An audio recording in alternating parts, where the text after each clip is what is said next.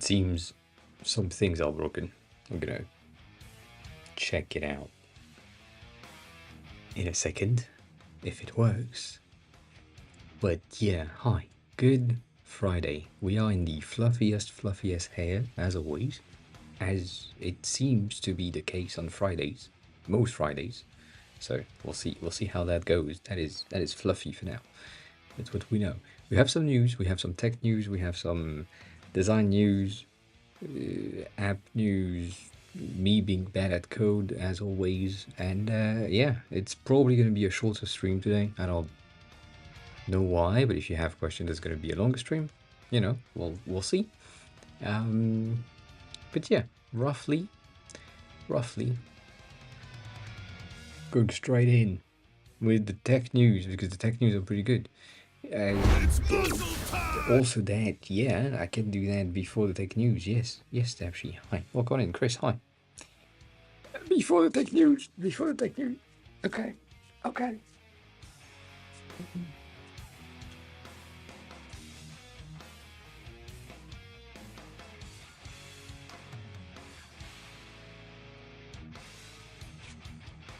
Chris from NP just resubscribed for 4 months. P. Thanks a lot for the reason, Chris. Welcome back. 4 months. That's a long time already. Appreciate that. I appreciate it. But I am still dying though. And hi at the same time. How are you both? How was your day? I don't know. It seems it's been Saturdays for the past 3 months for me. Like every day of the week has been a Saturday. And yeah.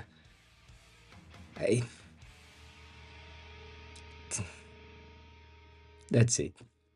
Larkin, hi, welcome in. How is you? So this is the tech news. This is the most important tech news that we have seen so far. It's impressive. It looks bad, but it looks good. Know what I mean?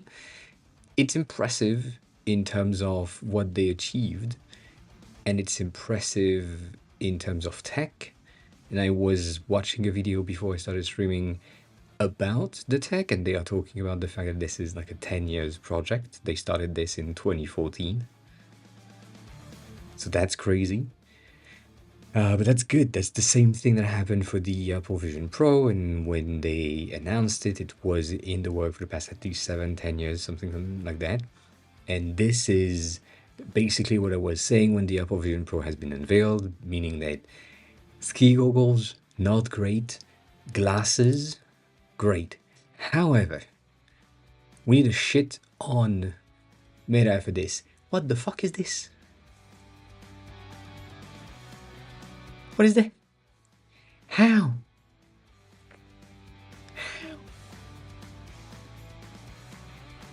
Did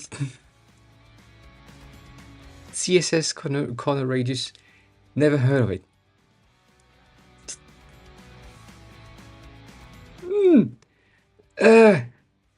I was hyped about everything because I was like, yeah, that's really cool. Let me take a look closer. I saw these fucking 4 dots, white ass dots, saying, "Oh yeah, we can't do corner radius. Yeah, we don't know how to do that." Ah. Anyways, without the corner radius, right? Because that's not the important thing. It's still important, but still not important. This is so far one of the best form factors, as Chris, you just said it. I do agree with that. One of the best form factors that we have had, and they do look bulky. I agree with that. But designer-wise, I'm gonna show you something. Manbrave, hi, welcome in.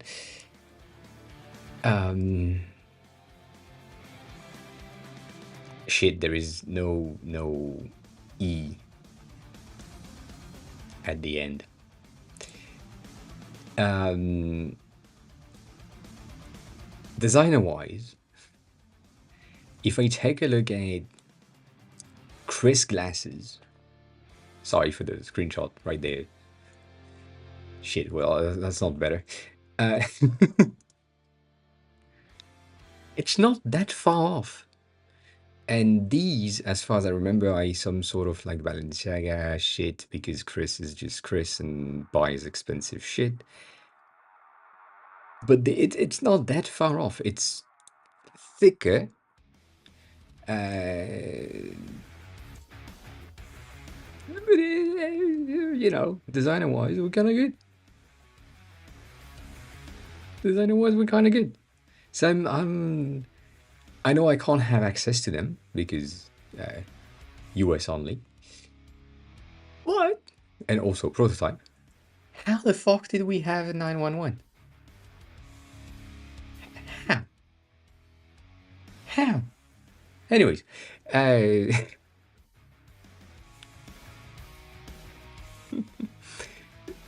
glasses wise, I feel like we are okay with the style, and it feels like a normal things to a normal thing to wear. It's bulky, yes, but it's also like that. 911 was when we used to have the mic that didn't have noise cancelling in a way, or like background noise cancelling, and it picked up the French sirens around here because I have like the firefighters and 2 police stations on both sides of my flat, and 4 red lights on a straight line. So obviously, because they are French and dumbasses, they put the sirens to just go through without stopping at the red lights, to go from one siren to the other. So yeah, that used to be heard often. So yeah, they moved things around. The police station that used to be there has moved, so you can't really know where exactly I am. But also you can really know where exactly I am. It's fine. I mean, if you've seen other creators, they're pretty good in terms of text. Nonetheless, from what I have understood, the glasses are fluted glass in a way, at a smaller scale than fluted glass. If you don't know what fluted glass is, it's this. Basically that thing. So the lenses of the glasses are fluted glass, and they have at a nanoscale, so it doesn't really bother you when you are looking at things through them. I don't know yet. I need to test them out.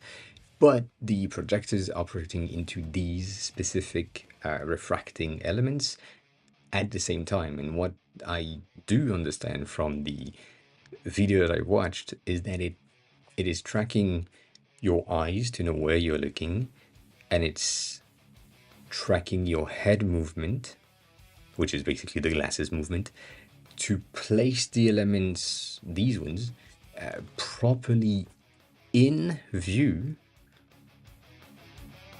on a thing that feels natural. This is impressive. Like, I know that the Apple Vision Pro is also impressive. Obviously, it's really good, but at that size, they do basically the same thing, and that is what's impressive. They have a ton of other things, as in the hand tracking and the remote. I would call that a remote. No, the Apple Vision Pro is really, really good when it comes to pass-through and pinpointing elements. It's just heavy, and depending on your head shapes, it's yeah, eh, eh. I don't like the price of the Apple Vision Pro. That's yeah. Technologically speaking, yes. Yeah, not speaking. Yeah, no. No. The product on its own, not good. The tech inside, really good. And the fact that like Meta right now has that specific kind of tech inside of glasses form factor. Snapchat released something that is kind of shit. Yes, but I don't want to talk about it because it is kind of shit.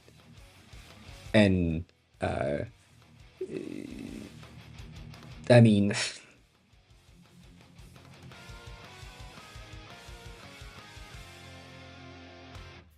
it's the new spectacles things. These ones. And I mean,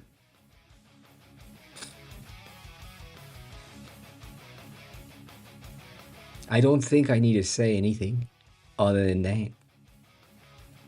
Like, this, for real, that was your best rendering option. So, I do love some tech company fights, and Snapchat released these ones, and people were hyped. And then Meta released these, and the Snapchat glasses look like they can't even compete. Even now, the Apple Vision Pro 2, if that exists, if it's still a ski goggle type of format, they can't compete. Like it's not going to be an option. Like you have Apple Vision Pro style UI, roughly, from what I see, instead of something that looks like a real pair of glasses. That makes a lot of sense to me. It still needs to be checked, as always, right? We're gonna see, but still, pretty impressive. Yeah. So yeah, I wanted to talk about that quickly. What do you mean disagree on that? Disagree on what? On the fact that the Apple Vision Pro is gonna be shit compared to this? Yeah.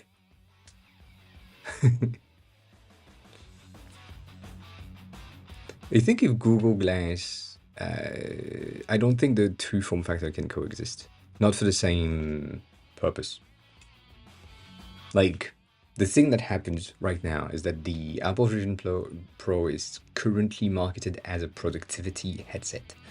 And headsets on the other end of the spectrum for VR is marketed for gaming, an interactive and immersive experience.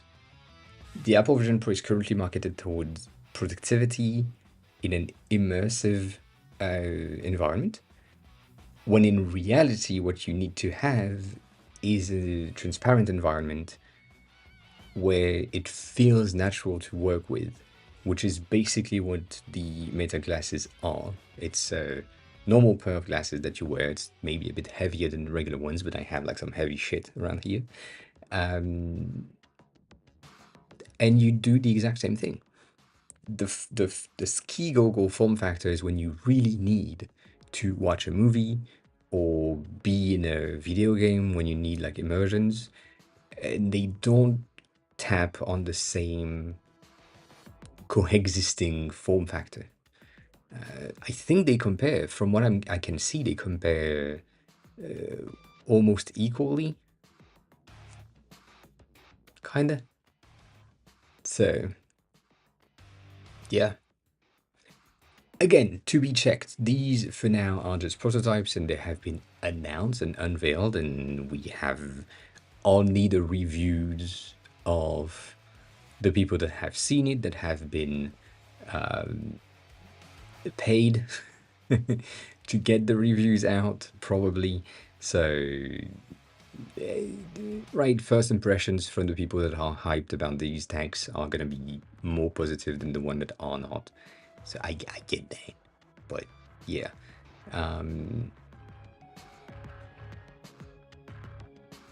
Yeah. I'm seeing like I'm missing some chat messages. I am. That makes sense. So yeah, to answer your question, Larkham, I don't think the two form factor can coexist in the same target users. As in, the glasses are for me, the headsets are for people that are gaming. And for me, what I want to be able to do is potentially, as a streamer, potentially stream, have my glasses, see chat in front of me, without really having to have like a prompter, without having a screen right there, but also having you the ability, or having the ability for you to see the other screens that I have on stream, for example. So I would rather have an augmented reality environment rather than a virtual reality environment. And again, personal take on where I want to be. It is altered carbon contact lenses tech, which is exactly the same thing as, for now, the intermediate format glasses. Yeah, also that, Manbrave, I do agree with that. I think the main difference, someone had something earlier, I don't know if I liked the tweet, I hope I did. Please tell me I did. I didn't, fuck's sake. Why am I like this? Why is me like this all the time?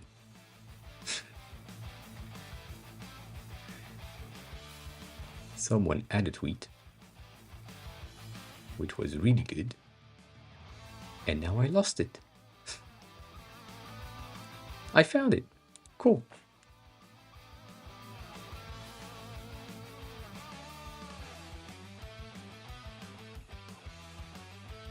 Price comparison. $299 from Meta, a full VR headset, fully functioning computer. Works, you can game with it, you can do whatever the fuck you want in 3D. Apple $299. Feats for your computer.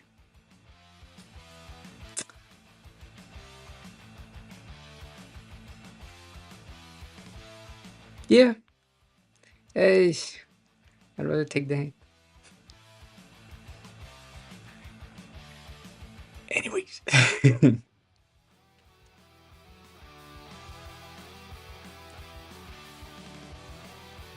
We are comparing prices. So yes, I am comparing a $299 things with a $299 thing. I guess there is nothing that can come close in price at $299 on Apple lineups that would rival with this kind of tech. So yeah, they are comparable. They are. Just yeah. Different things. Anyways. So that was the tech related things. I do think they're gonna be good. I do hope that they launch at some point because they look pretty good. They have a version, I don't know if you have seen the, not renders, but like previews-ish type of things of their versions. That is these ones. I love these. These look really good. They are not the same thing, but these looks really good. And it's impressive just for the Ray-Ban Meta glasses to have like that amount of tech in that small of a device, with cameras and recognitions and processing. That is, yeah.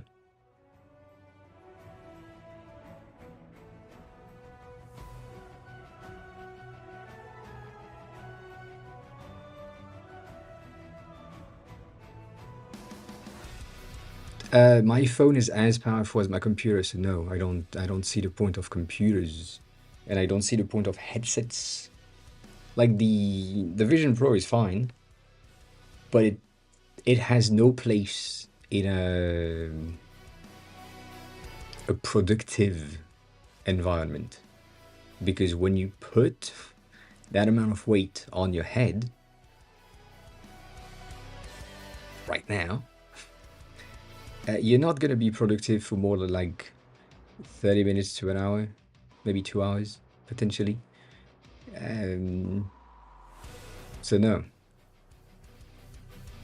The glasses being equivalent to your smartphone, yes, why not?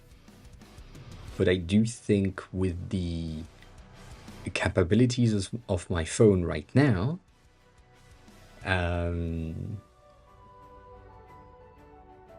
if I have the exact same capabilities of my phone inside of glasses, because of form factor, the size of the content and all of that is miniaturized, minimized, smaller. I can do way more stuff with my phone than my computer now.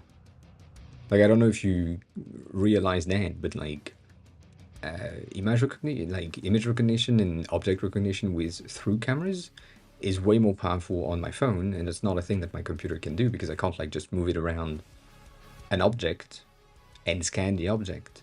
Like, that's not a thing. The LiDAR sensors that are or used to be on the iPad or on the iPhone, way more powerful than the captors that exist in my computers.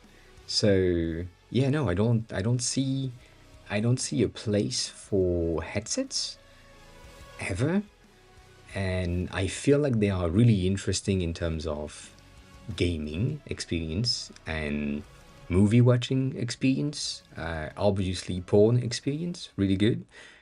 But at the end of the day, it's a bulky ass ski mask, and I would rather have glasses. Yeah. Also, the high energy consumption, I don't think it's necessary. I think we should go the other way with less energy consumption with more power delivery, which is just, yeah. Bad, AOA, bad. What's the next time you pair Bluetooth mouse and keyboard to your phone and do the stream with design on Figma from your phone? I mean, we can do that, Central. Hi, welcome in. We can do that if you wanted to. I think I would rather use my iPad than my phone for that because the screen size is not good enough. But for the example that you're giving, the new Meta glasses, right now, glasses, would give me the ability to have exactly what you're saying, which is display whichever size I want in front of my face. No. The iPad Pro that I have is the exact same chip and screen size ish to the MacBook Air 13-inch, the small one. So 1-inch difference. 12 and 14, like 2-inch difference. And they have the exact same processing powers and things inside, and when I plug this keyboard to it with this mouse, because it works, I can work on Figma and have no issues with that. And my phone versus my iPad is not... They have the same powers inside, kinda, to an extent. They have different set of skills, but they have the same power, and it would be the same. Like, I'm not saying that as the iPhone and the iPad. I'm saying like phones and tablets, roughly nowadays, are equal to an extent, depending on the manufacturer, as always. But yeah, Marmalade, hi, welcome in. How are you?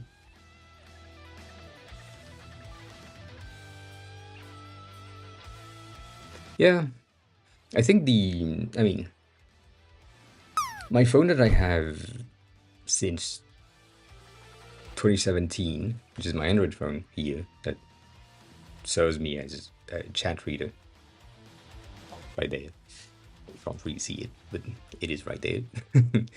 uh, it still works great. And this is a now 7 years old ish phone. And it's still good. And it's still powerful. And if I didn't have the iPhone, I would still be on this thing. Because there hasn't been a new Android phone that I've been interested in the past 7 years. Which is crazy. Other than folding phones, because folding phones are fun, but they're just fun. I just know that I would have broken them, for sure. But yeah, no, I don't see the point of headsets, ever. I don't see the point of glasses, either. I see the point of contact lenses, and even then, I would rather have a brain chip than contact lenses. Because at the end of the day, if we go in that direction of productivity, I'm not really interested in just working. I'm rather interested in having access to the information that I'm looking for and having the ability to do the creative and fun things that I want to do wherever. Yeah. So having a laptop, it takes a lot of space.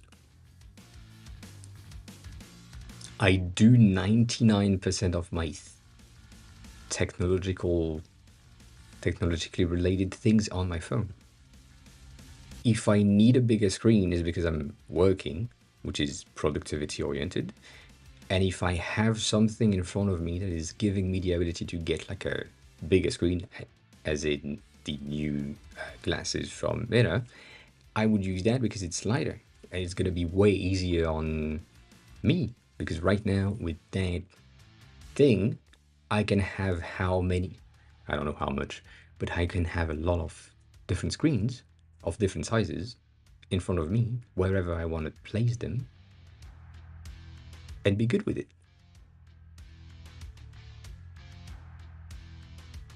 So, lighter form factor, I can take that on the go.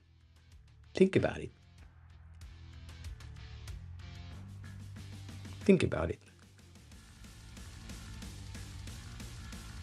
I don't know how heavy it is, but the difference in between this and the Apple Vision Pro,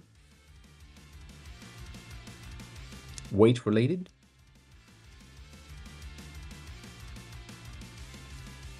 I'd go with that. I don't know the battery life of this thing, obviously. It's probably bad, because it's a research thing. It's just a prototype. But, yeah. I don't know about that, but probably, yeah.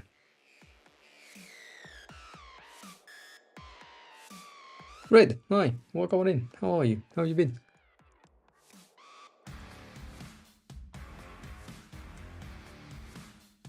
Yeah, I think it. I don't know. I don't think.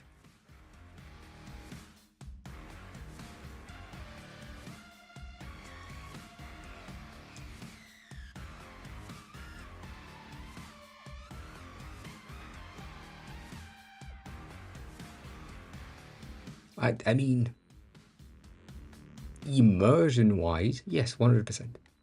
Immersion, this is going to be good. Productivity wise, this is going to be better. Immersion wise, yeah, why not? Price wise, shit, I'm pressing that button every time. Yeah, price wise, I don't know. So that buy now doesn't work here because we are on the Japanese website.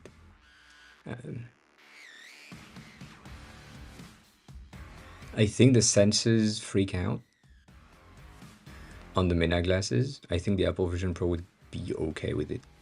Mainly because it has the space for glasses. I mean, no, it doesn't have the space for glasses. No, so they would both freak out.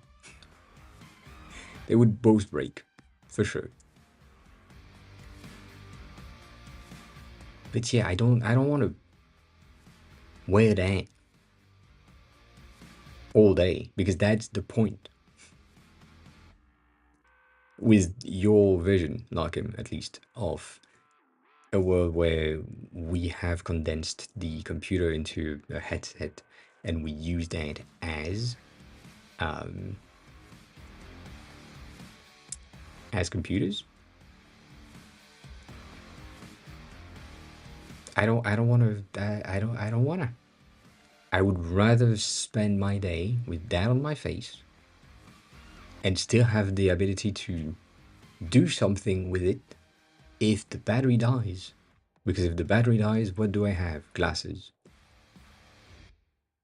If the battery dies, what do I have? A paperweight. And I can't do shit with it.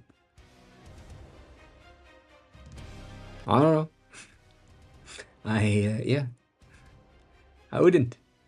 It's good. It's good tech. But unless the Vision Pro 2 is a glasses form factor, it's not gonna work. I said that during the review of the Vision Pro when they announced it when I was in Japan. This thing is only working for a very specific type of people that are the die-hard Apple fan, and that's it. That's it. It's not. It's not good. And the only real use case is this. Like having the ability to be immersed in an environment that you want to have. So if you want to play a game, if you want to have like a bigger TV because you can, like yeah, it makes sense. That's it. That's the only thing that makes sense for these headsets. For these, you can do whatever the fuck you want, which is good because you can just move around. Again, the best tech that have happened is the Google Glass from 2009. Google Glass. When was that? These. Yeah, a long time ago. 13. That has not been equaled yet. And I'm sad about it. Because this was the best form factor. For what it was doing at the time. Again. It looked goofy, but it could be added to a pair of regular glasses. You had notifications, directions, and that's about it. Because at the time, that's all we were thinking about. And that was enough. But people didn't or were not ready for that just yet.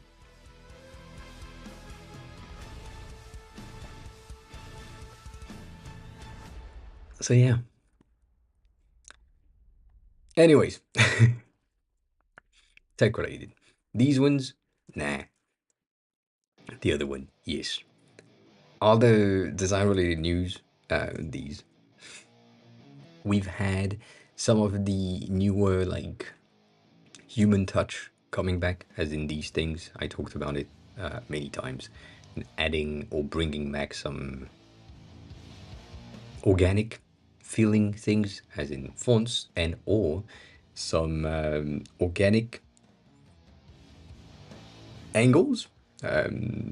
These basically what Atakan had on his portfolio. I feel like this is going to be better as a presentation. Mainly that section that we just saw, the angles for each previews, mini preview, is not random but not the same. So when you look at the stack, they have 3 different rotation amount, like the angle is different, but then the first one is different than the second one, which is different than the third one, fourth one. Some of them are the same, but they are not the same back to back. So that is the organic type of thing. And so these are coming on Often this is also coming on. I don't know if you've seen that. That's pretty impressive. Took me a while. I do have this here, and so we do have the thing working. And today I added more stuff.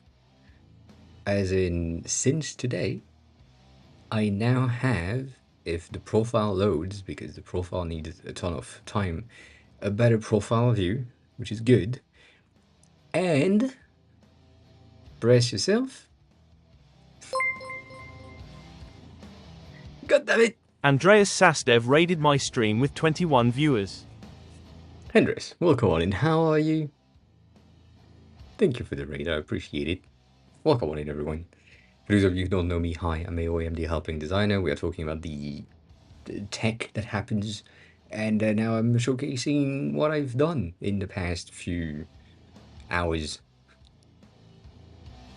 And it's good. And it's good. Send me the logo, Andreas. I need to see that. But yeah, if you have any design questions, feel free to ask, as always. And if you need a raid and run, feel free to do that as well. But yeah, Andreas is a member of the club, so if you wanted to follow them as well from the people that were here, I appreciate it as well. Going back to this thing, I now have this thing. And just only I changed the purple. But now we have a bit of a theme option. If you like colors and you're more of a green person, you can change the app to green. Makes no difference, but I stole that from everywhere. Sony, not just you. But yeah, we have that. These works. I kind of fixed this. It's kind of broken. When you go from 5 to 4, it has a bit of a glitch, and I can't fix that for now. But the main navigation is pretty good. And here on the dictionary, I now have highlights for the characters that we are trying to learn. So each of the word are now highlighted in the sentences when necessary, and yeah, it usually is pretty good, but sometimes it kind of breaks. So I need to make sure things work. I also added this kind of thing. You can't hear it, but if I press play, it talks to me. It uses the robot voice, which is the voiceover iPhone based thing, but it reads the phrases, and I feel like that's for now. Kane, hi, welcome back. Welcome on in. How are you? For now, it's a pretty good thing to have in the app. It broke everything, but it's pretty good.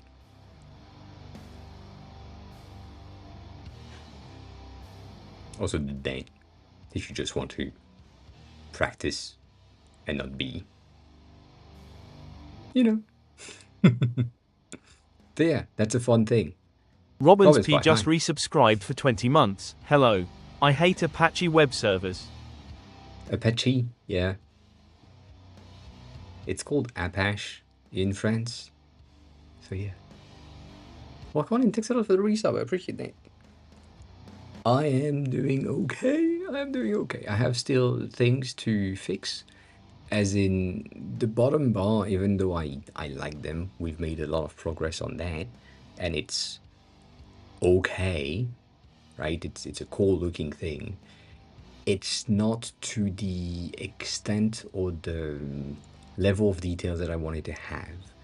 As in, what we have here is way cleaner, kinda. Like this is there is something about it that I like more. And the something about it is mostly the fact that it has an inner glow, and I can't have an inner glow right there. So I need to figure that out. I need to figure that out. Also, I can't have a specific amount of blur background or background blur. That's not a thing.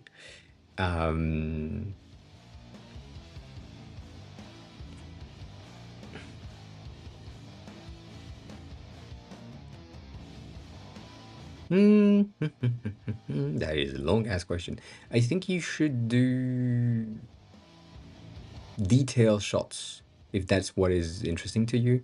Dribble is going to be useful for you to get the structure of a shot in your head, but currently Twitter X platform with a weird name is the best for design related stuff. You can really get good feedbacks when it comes to the designers that are on this platform, and they will give you like really good feedbacks most of the times. And in terms of formats, what you do, what you don't do, when I'm saying you should do detail shots, I'm talking about, where's this thing? I can't find it. That makes no sense. Yeah, this is a detail shot, but that's not really a detail shot. I guess this is gonna be called a detail shots. It's the same page, but the two opposite sides. And this is the filters, and it's just a highlight on filters. And this is another menu that is going on the other side of the screen. And instead of having the same screen in the center of the page, I just zoomed in on this so that the people can just see that specific element and that specific element and how it works. And that's it. So it focused the user's attention on the thing that you want them to take a look at, and then it gives them the ability to just give you feedbacks and or likes or other things on that. It is, to me, better than if you do like full screen rendering. I've done that in the past, and it's not as fun. Yeah. If you want the best the best tool is gonna be shot.so. If you haven't seen or used or heard of it, this is the software that I use most of the time. It is basically giving you the ability to do whatever you want. So if I wanted, I don't know, not a screenshot, but I wanted like a phone because I'm not working on an app, I decide which type of phone I want. Maybe I want to do something with a Nothing phone because Nothing phone is pretty cool. And then on my frame, I want like a different types of background. I just want this one, for example. And the amount of phone that I have 2 screens to showcase. I'm just gonna do 2 screens. So that is one of the easiest way to have the previews in the rendering. But yeah, when I talk on posting only small portion of the greater design, I think it's greater to do small portions. I'm trying to, you all speaking in giving like a lot of text for me to read, which is complicated. I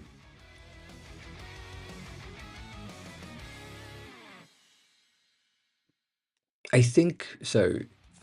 Doing smaller portion, I think open purpose is going to be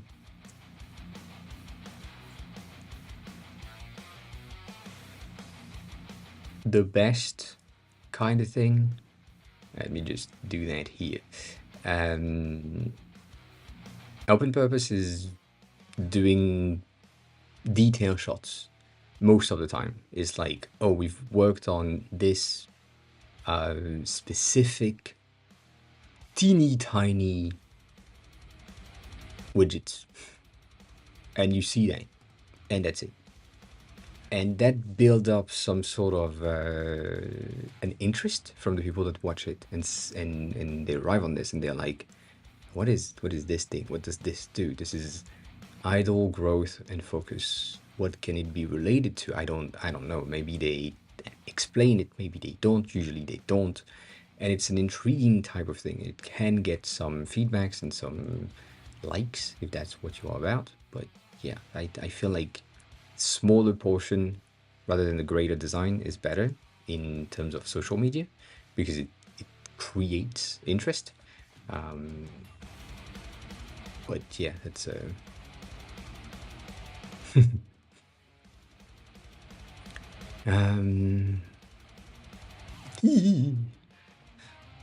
these are too long for me. Was interning with a company at work. That's good. I think you should post just yours, not Chris's design as well, because that's weird. It makes sense in the grand scheme of the concept because you are working together and in parallel to build the same type of design and see what someone like you can do and what someone like Chris can do.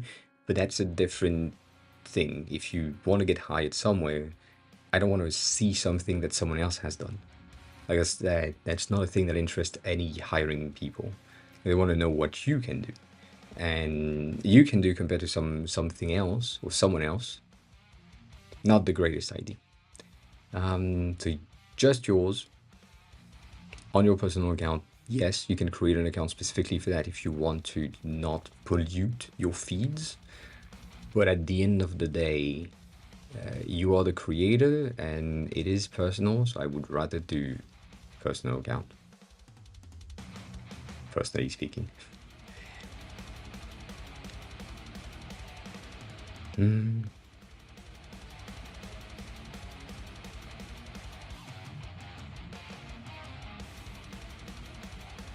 You can post independently and reshare and combine everything.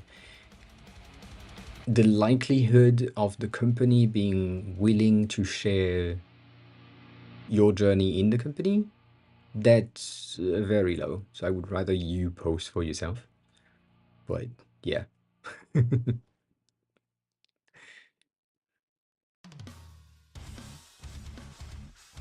I think the social media part is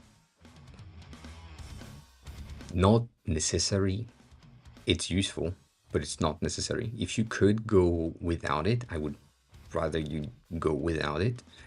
But it's just one way to showcase your skills and what you can bring to a company. So I would still do it. I mean, I don't really post on Dribble anymore. I kind of did.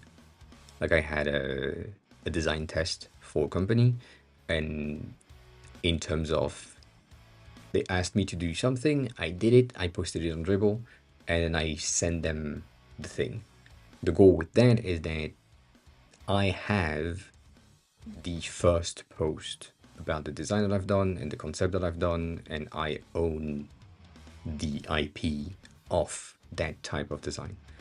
And then if the company decided to use what I have done for one of their tools, then I have like a bit of a say on saying, well, I posted that before you even thought about doing this. Because it was like a test that you sent me, and so I have the receipt. But other than that, I don't know.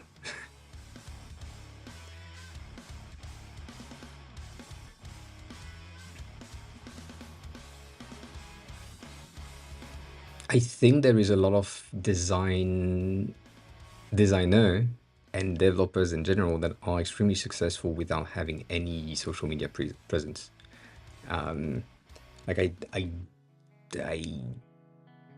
it's good to have it. Don't get me wrong. It is good to have a social media presence, and it is what makes you relevant in the social media sphere. But maybe you don't care, and maybe you don't need it to be relevant. You just need to be good. And if you're good and you have other skills and you can like do something else and not just be a social media person, you would be good. There is like some people, we talked about them often, but Ilya right now has been a really good designer, but something happened, which is where dang. And he's been working on Warp for a while now and has been, before finding this job, complaining about not having the ability to find a job, and now also complaining about the ability to not find a job again, and having so little time to do the thing that he wants to do. Whereas if he just did the thing, which I know is easier said than done, but he might be further in his design career. If you think about like another one that is also a social media presence, Fontsmans is not necessarily the most present person on social media, but he does post from time to time, and he posts media related stuff most of the time, things that he has created or has been inspired by something else and just generated something, and usually that's enough. He used to do some tutorials as well, which help, but that is the same thing. Like the skills that these people have been acquired before social media was that important, me included. And now we are kind of forced to be on social media to prove that we have the skills that we have acquired in the past. So posting is a way to just showcase what you can do, but it's not necessary. You can just have the skills and show your skills on a portfolio to be hired somewhere. And usually your hiring manager is not going to look at your like social posting. They're going to look at what you can do. That's why I'm saying it's, if you could go without it, I would rather do that, because you focus on mostly building skills and not building likes. Because if you do that and you build likes, you will end up with dribble shots for mobile apps. And that is a dribble shot for a mobile app. And it looks cool. Is it practical? I don't know. Is it accessible? Not really. Does it serve anything? Does it solve a problem? Do I really need that? I don't think so. It looks good though, but that's about it. So if you work and create the design mostly for social medias, you will end up with dribble-like designers, and that is not necessarily feasible. So that's the main reason. I would say if you start now with just building your skill base and then post about it, it's going to be more impressive than if you post about it and then build your skill base. Both can go through. Like, I'm not saying no to one and yes to the other. You can post that you are it's really French of me. You can post that you are in the beginning of your career and you are interested in design and you are looking for feedbacks. So that can happen. The designer community can be really good and really bad at the same time. As Tony said, hassle would be hassle everywhere anyways, so be careful with that. But the design community in general are people that are interested in helping. And yeah, that's a lot of SVGs, Andreas. God dang. I'm gonna download everything. And then I'm gonna drop everything on Figma. Yeah, that's also something that can easily happen, Chris. And I'm kind of not saying that it will never happen. I hate Discord for SVGs. I don't know how many I downloaded. Maybe I downloaded the same thing twice. I think you have 7s.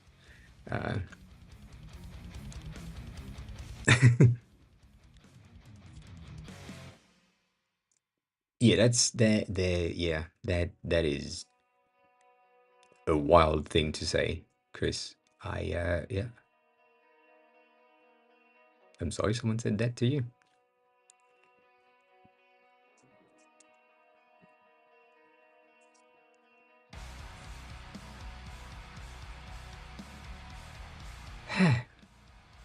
I saw some colors. Or I can see some colors on the SVGs. I know you can't see my screen right now. 1 second.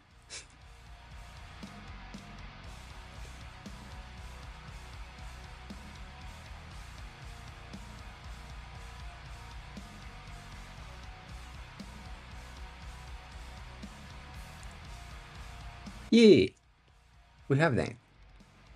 So yeah, Central, I think posting on social media would be beneficial in the social media landscape, but it is not necessary. And you can sporadically post without being focused on social media. So yeah, I hope that answered the question. And I don't think it answered the question entirely, but yeah.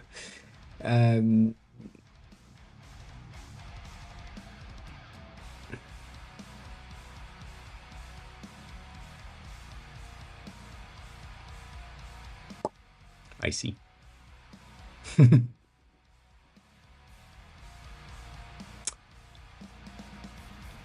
Is the wire the most common one? Which one is the most common that you want to use for this thing?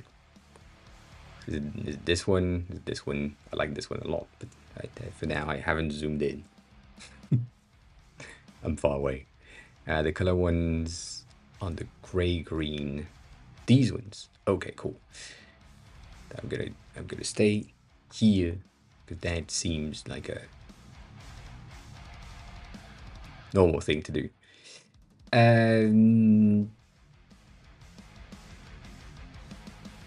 I need Nombre. Hi, welcome back. How are you? I need context that you already sent me on Discord, but at least context in chat so that people can understand what we're talking about, and the type of feedback that you need or want about that. I see things that we can improve already. No, we can't do call, sadly. The Mac doesn't like calls. Sorry about that. J Walter, hi. J Walter Bot, hi. How are you? Both.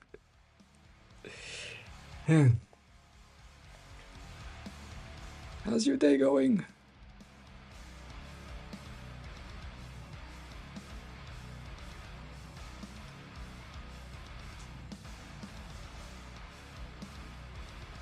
That's good, Nombre. That's a good feeling. I can't deny that.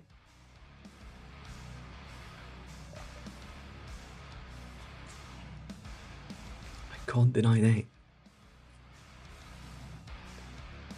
The thing I'm making is called Infinilore. It is meant to be a personal tool to help you write complex stories especially when it comes to world building. So the idea is an infinite sign looping around, going from one part of the story and then looping in and looping in and looping in and coming out to the story. That's the concept behind it, I'm guessing. If that's the case, we need to adjust details here and there.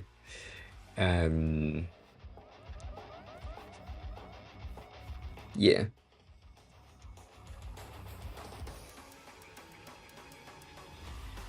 I see. Cool. So if this is a single line like the like the hello from the Apple computers, you kind of need to have that section in the center to match the cut that you have here. So if you cut when you go on top, it kind of means that this section right here needs also to have some sort of a cut to ensure that the line is underneath, and then this one is going on top of something.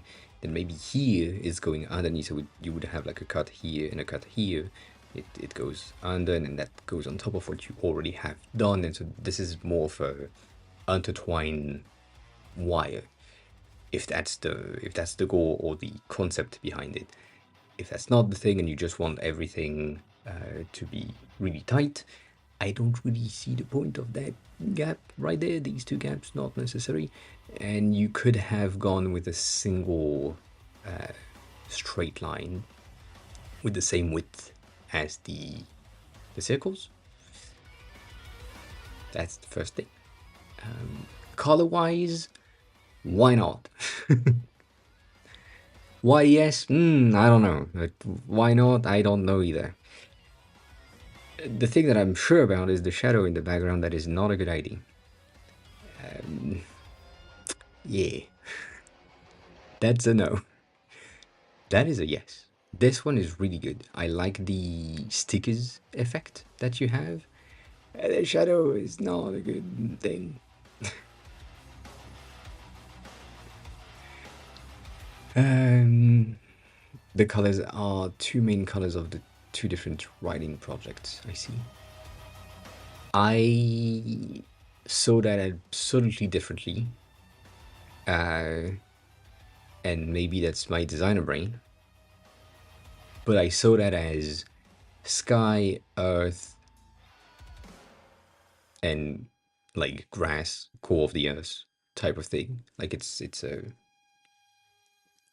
word building. So you have a sky, you have something that is up there, you have a middle ground, and you have something that is underneath the earth. And usually it's kind of hot. That's what I saw. So yeah, you know. But I like the color scheme. I like this here a lot. On white, I think it's better. I'm not saying that the gray is bad, but I'm saying that the on white feels really good, and the lines or the wires that kind of tie thing together without really tying thing together. It's just it's structural, but you have like free form or free flow around the structure. That is interesting. But again, designer bullshit. I can do that every day. And it's fun. Other than that, I don't like this, personally speaking. I think the fact that it almost breaks in the center. That's why I said I would rather have like a similar width line in the middle. One of the reason is also this. Let me take this one here and give you the usual treatment, which is white at 1% so that you can't see shit, and then our background blur. That is the perception of the logo itself when someone doesn't really see that good, you know, people with glasses, for example. Not me, but people with glasses. You see that the center really disappears, and that's kind of sad because the link in between these two makes sense, and the links in between these two make sense. It's a bit of a filigrane in the center, so if I'm not really paying attention, I could think, oh, there is a very thin line going across. And so these two are separated from these two, when in reality they are not separated at all. So I would have a link in between the two that is like stronger than this. Blurring things usually help in trying to have some render checks.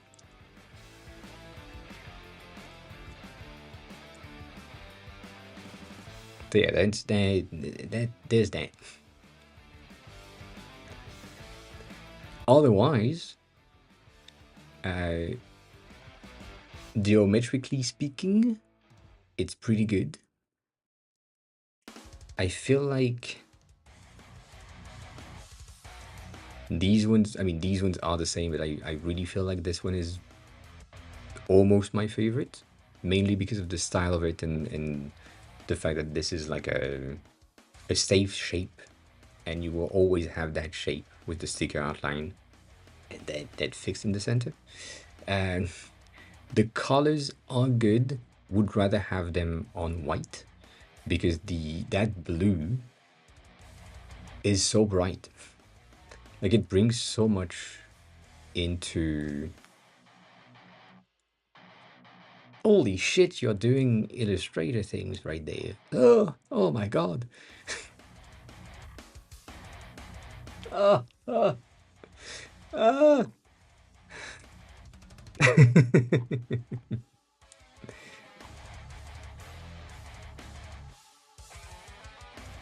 Did I do that? I can't do that. Let's see. Oh! Ah!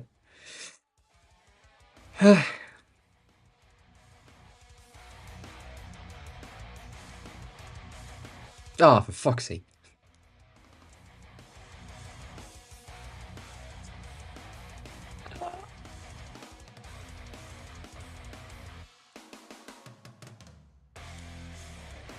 Why?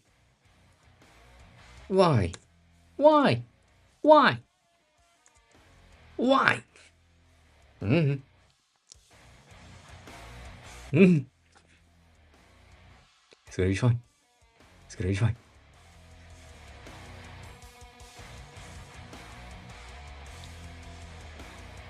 I just want to understand how that thing is not just that easy, you know? Like that should be that easy. Anywho,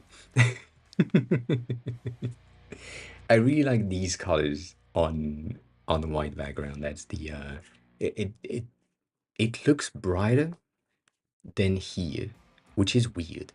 Like if you have both of these on side by side, and one of them is on the green gray gray green thing, this one looks brighter. I mean, it makes sense, it is brighter, there is white in the background, but it looks, that blue looks brighter than this. This is kind of muted because the gray green moss rock background is in the same color hue. It's a greenish thing, green blue, gray blue green thing, so it matches, and so it's fine. But this is bright, and I like that. But yeah, other than that, I do like the concept of it. I am gonna attempt something because, you know.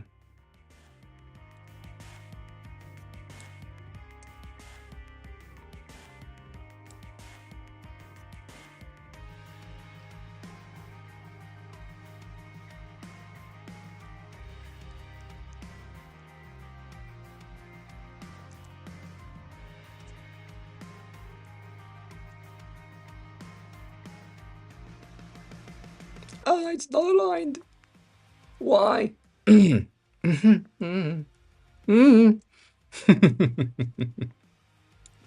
worry about it. It's fine. It's fine. It's fine. It's fine. Ah!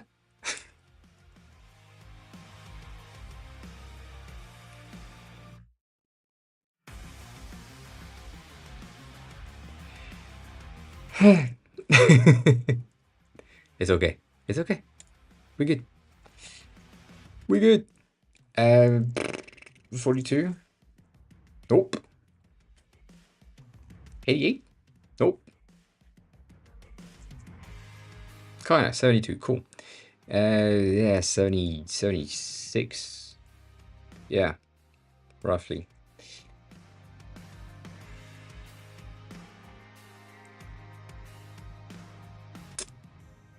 That's gonna break. So that's good to know. I need half of 76. Ah. How 36 divided by 2? Cool. Good. 36 and then send it. I think I'm wrong. Cool.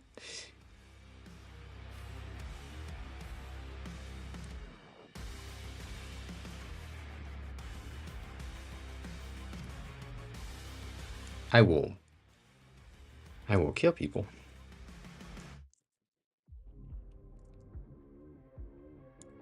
God damn.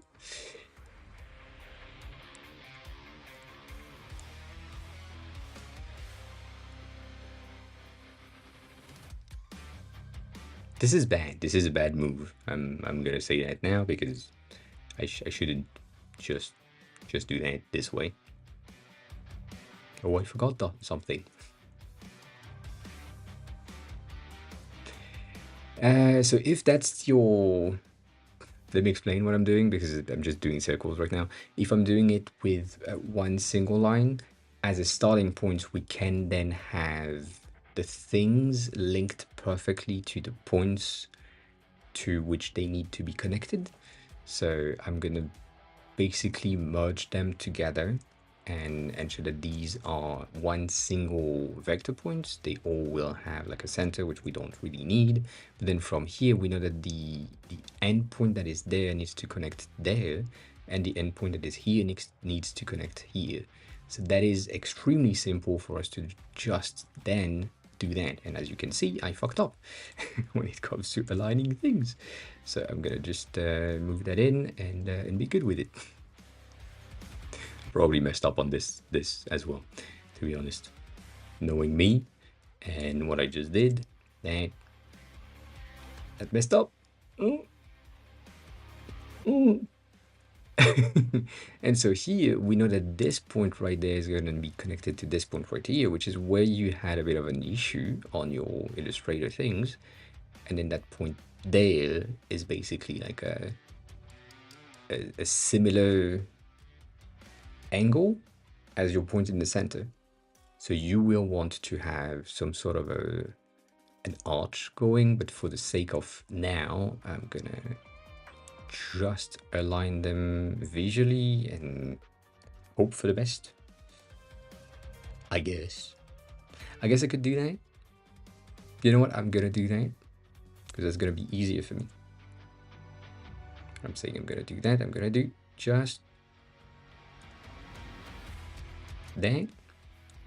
It's the same angle. Yeah, cool. So now, what we know is that these are curved. So in the center, we have a point in the center of this one. We also have a point. The thing is, it matches this, and I don't like that. But that's okay. It's gonna be fine. From here, we know that we kind of need to have like a curve-ish. And from here, we need a curve that is going to be in the other direction. Same thing on this one. It's going to be a curve that goes there. And this one's going to be a curve that goes there. To match the thing, we can just do that. Because we have the endpoints of the others. Same thing on here. So that ensure that we have the curve going out being exactly the right things or the right curvature to match the circle. Once we have that, we can just apply the gradient that you have, which is pretty good. And that's gonna be easier, I guess.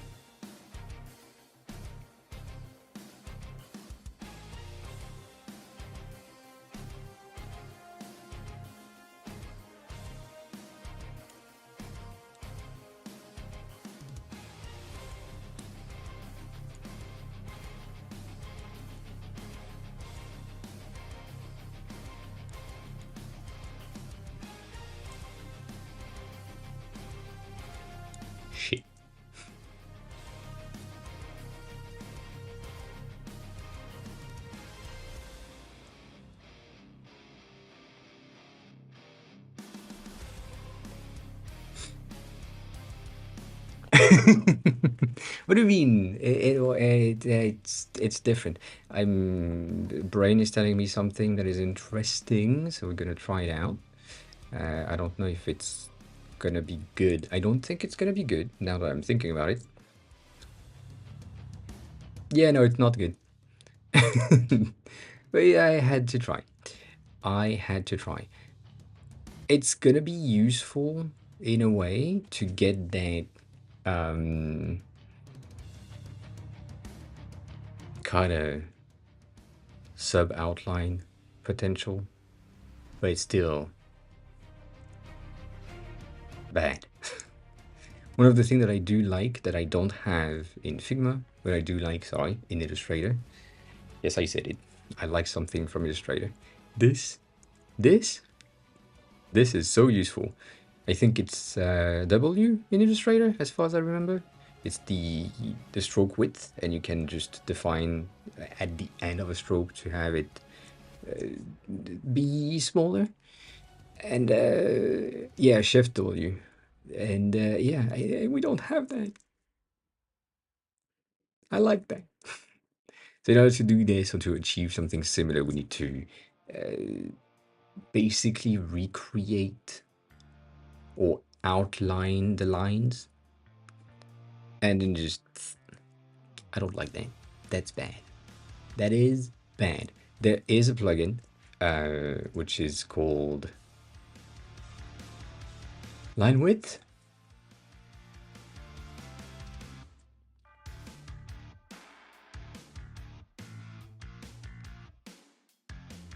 Nope.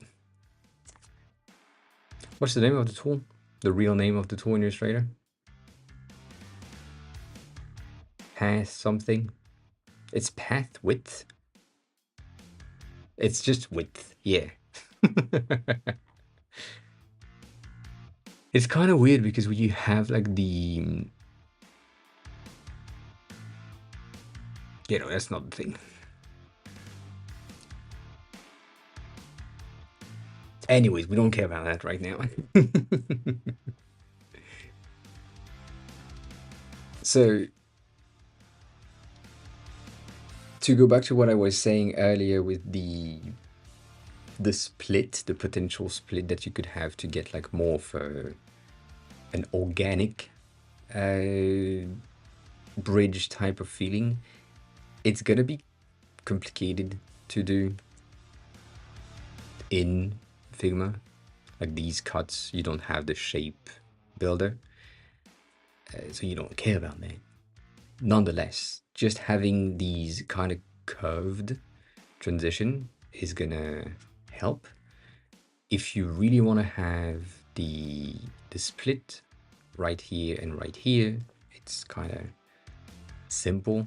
If I wanted to have just making it right on point,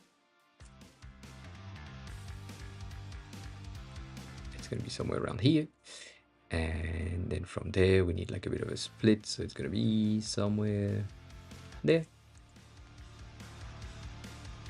And we can delete that and then just do some shifty things. It's gonna work. I don't know if I like that. I don't know if I like that. Danny, hi. Welcome on in. What do you mean, Delulu? What happened? Didn't get the job, that's what happened?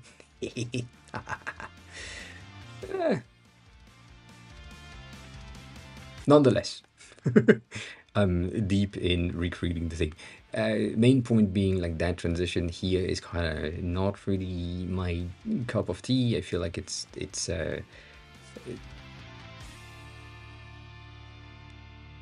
in designer terms and in bullshit storytelling terms, you are trying to build something that helps you have the main thread of the world builder that you are doing. So you need to follow the thread infinitely, and it's almost breaking in the center.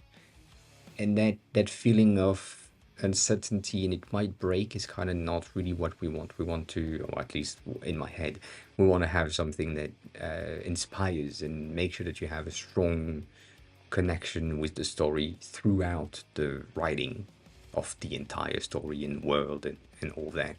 So I don't like that. And the fact that it's feathered out with the width at the beginning and at the end, we're good with that. But, you know, that's my main point. Color-wise, really like the white background for once. I think the gray is okay. This one, if you had the wires with the weird-ass shape that I did, which is like that.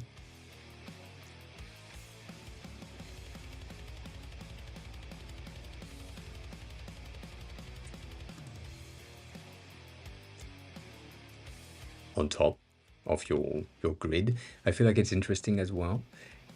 But it's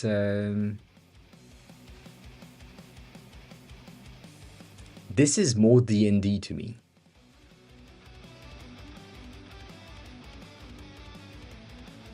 Maybe it is.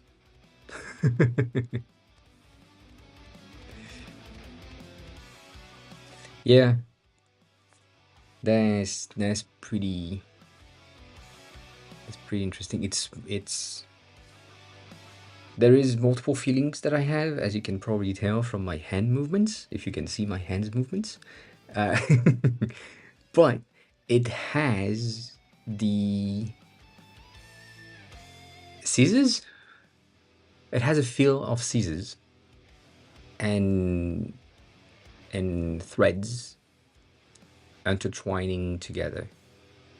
So that's interesting. I do know why scissors, because just that part here is one side of the scissors icon most of the time, and because you have the pointy edge that kind of match, that it looks like that. So that's interesting. But yeah, going back to this, I feel like that grid is more D&D. Gonna do some pull-ups, sadly, but yeah.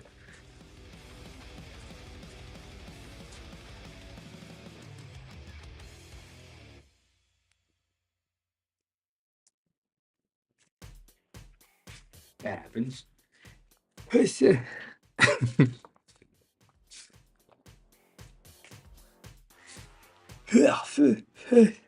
Thank you, Dapshi. Keeping me in shape.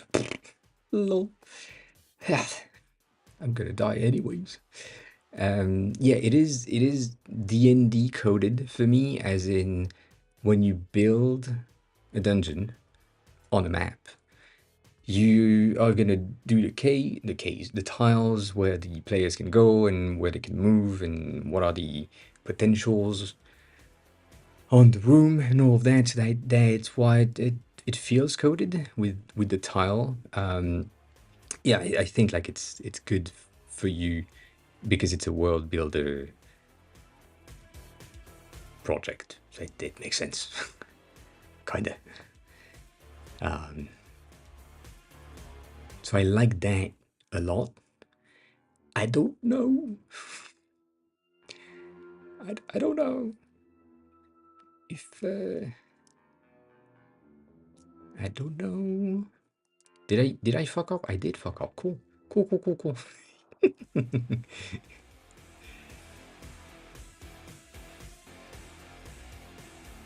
Shit. Ah. There.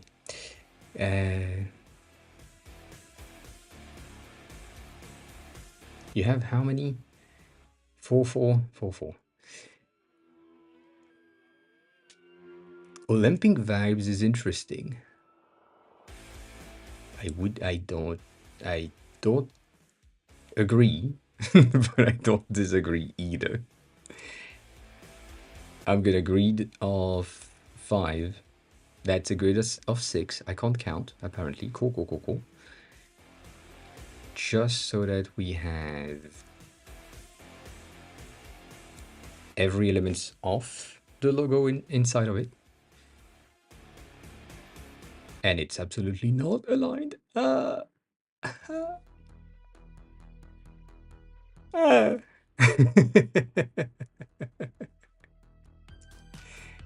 Why people are like this? Why is it always the same? I'm kidding. I am kidding.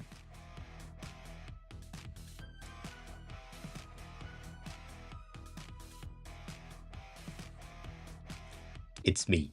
I didn't align the shit out of it. That's it. I am gonna take a look at that right after, yeah. Why not? Why is this one so bad?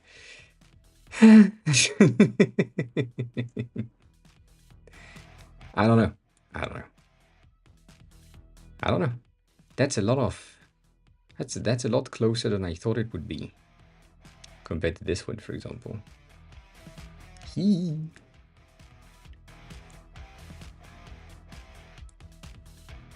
Yeah, that's debatable.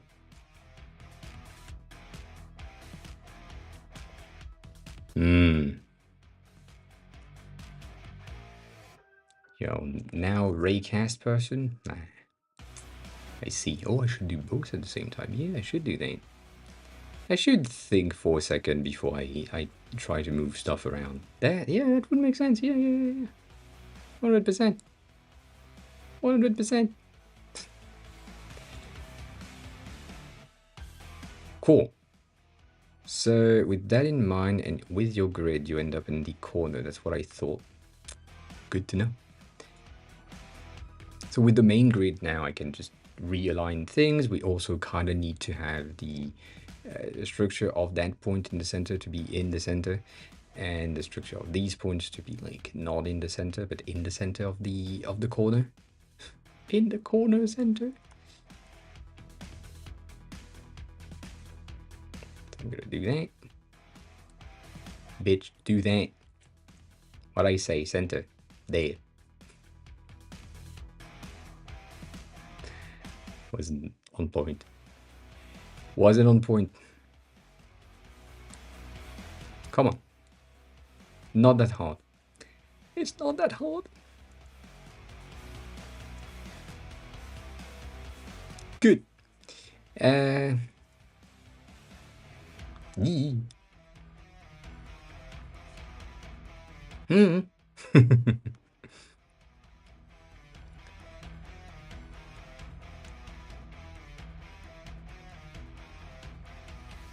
Grid is going to be a grid. Okay. And the grid is going to have the diagonal thing that you have added, which I really like. I don't know why it ties the thing together, but it does kind of tie the logo as a whole logo. So that's pretty cool. We have... I think your lines are lighter than mine's to a degree. What is this? Misalignment. Oh, that's what happened. Interesting. That point didn't move.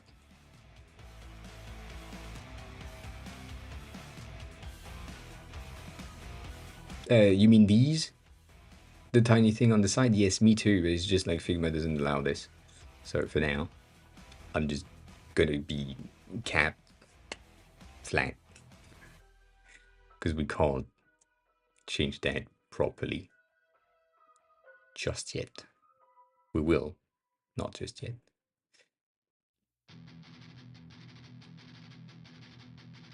Yeah. So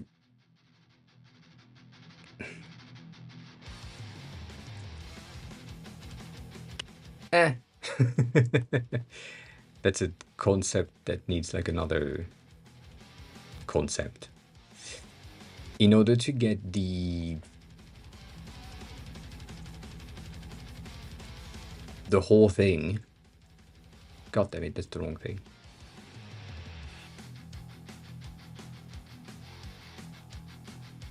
With the cutout, to get the stroke outline,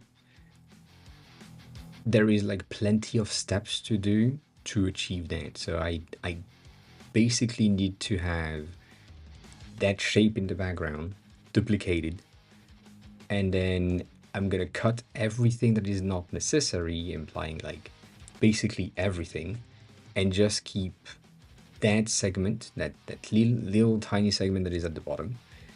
And let's do that. I'm really showing you what needs to be done. And in that segment that is here is gonna be outlined to just be the shape, the full shape. And then that's gonna take a stroke that's gonna be outside. It's gonna be white. And it's gonna be, I don't know, 15 or something, so that you have the segment that makes sense. But in order to make that work, and to ensure that this is not like overlapping, I need to cut the one that is in the background to just take that section and put it on top. And it's just like cutting and cutting and placing and cutting, and it's annoying as fuck. So I don't know if I want to do that. I don't know if it's a good idea. I don't know if it's a good idea. Anyways, that is way easier to do in Illustrator, because you can just say, oh, you know what, that segment right there, no, get it out. And you're done. Anywho, I feel like the bigger grid is not really good. So, oh, that's gonna fuck up everything, isn't it? It is. It is not. Cool. So yeah, I like that. I don't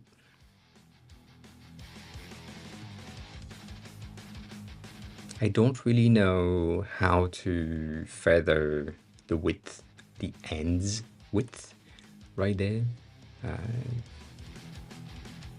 Like, no, not that. God damn it.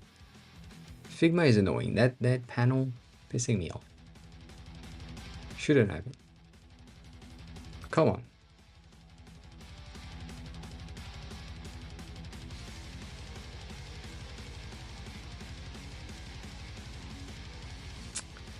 I use the plugin. That's the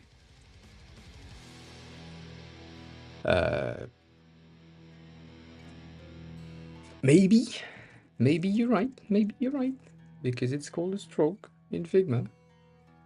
Yeah, it's this one. Variable width stroke. It's very French of me. Choose this one. Thank you.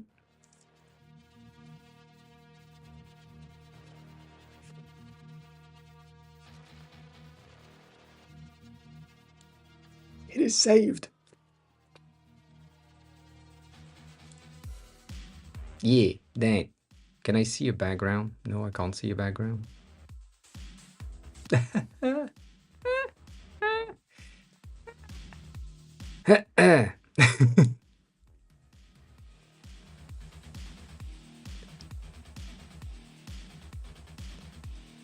Nope. Can this be smaller? Yes, it can.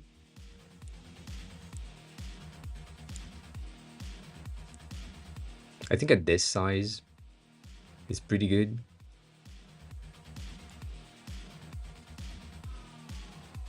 Eee. This is the variable stroke width, as the name implies, which is basically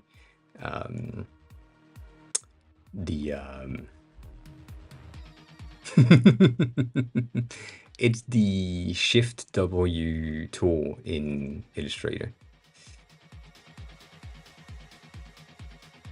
Before My Eyes is now following. For my eyes. Hi, welcome on in. How are you? Who are you? How did you find the stream? Lol. I like that. Yeah.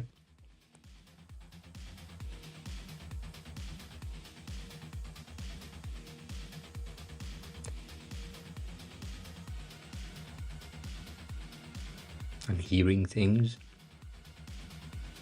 The French, sorry, outside. Screaming. Why? Bad AOA, bad.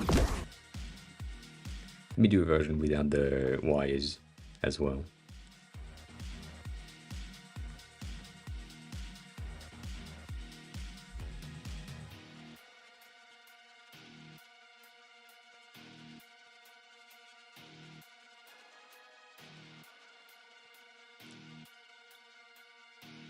I am tempted to do something. I don't think it's a good idea. But I am tempted to do something. As in these obviously they need to join. These points are not positioned properly. That's one thing with that plugin. Anyways,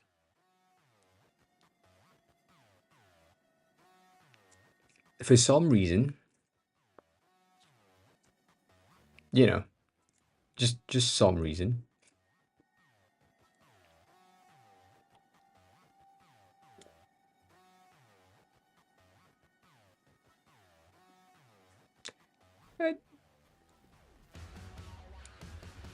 I don't know.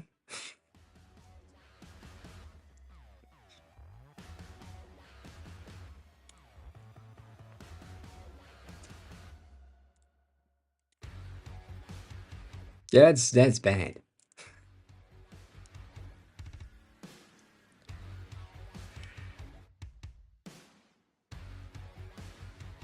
It's stemming from the same concept, but what's the name again? You gave me the name earlier. And you said Infinilore, which is why I did the infinity sign here. But that doesn't work. That looks like a P and a D. So it's not, it's no good. It's no good. Also, it looks like the secondary infinite sign that should have been in the center would have broken. So, you know, nah. Don't like it. Let's revert to something that makes sense. Anywho, yeah, I don't.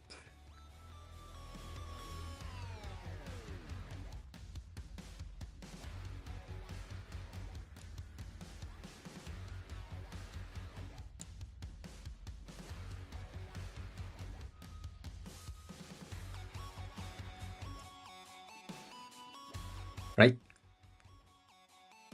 We lose the stems, but we do have the center point being like pretty okay with being visible. Let's change that to be just full white on a white background, on black background, and make it like more. You really follow through. Main point that I had earlier, which is just ensuring that the user can see from far away that there is a link to the next step. And even if you don't understand that this is the starting point, because it's just like a, right, whatever, you can kind of follow through. Starting here.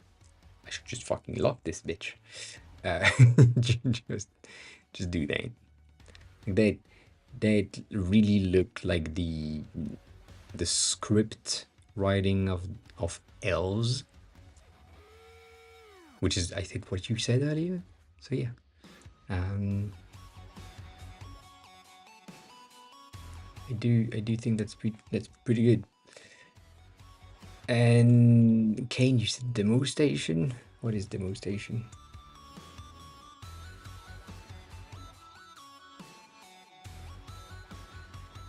Huh, interesting.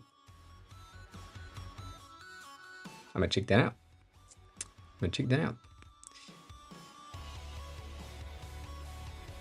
So yeah, that thinning. I didn't read like that. I really like the grid it makes a lot of sense. I don't know if I would also have these points on the outside of the grid. Then I would just potentially just keep that in the center so that we have like weird ass shape, kind of sacred geometry in the center, plus the stems to create something interesting without being the same.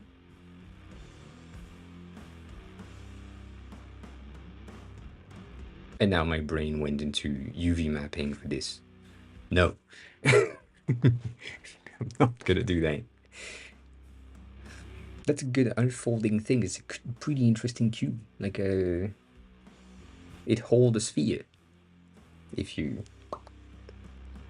anyways, you don't see that. It's not a matter. Nothing matters. But yeah, I'm not sure about these lines, these black lines on top.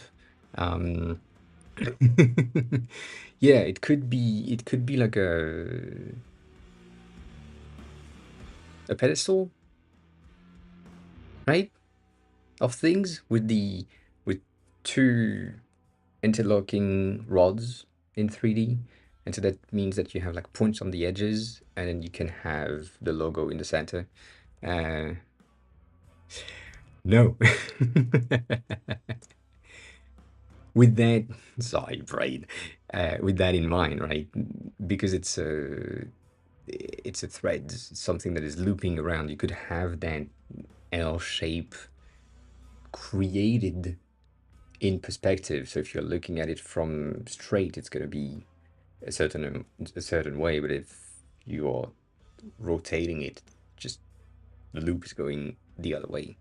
Like it could be in some sort of an impossible geometry thing. Forget about it. Don't think too much.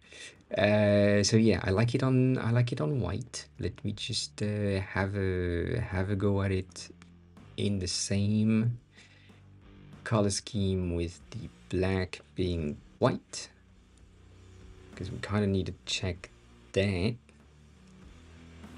I really feel like if you went with that on gray, I would bump the saturation or something to make it like lighter for most of the color schemes on gray. Not by much, but like just a smidge to kind of match both luminance for both of these. Also, we are working on a very, very big Canva, which is not exactly what I like to work with, but there, you know, it's something, it works, it's fine. It's okay. It's okay.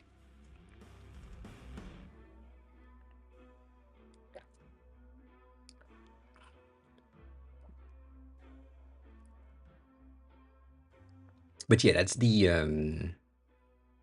I guess that's going to be the main feedbacks that I have.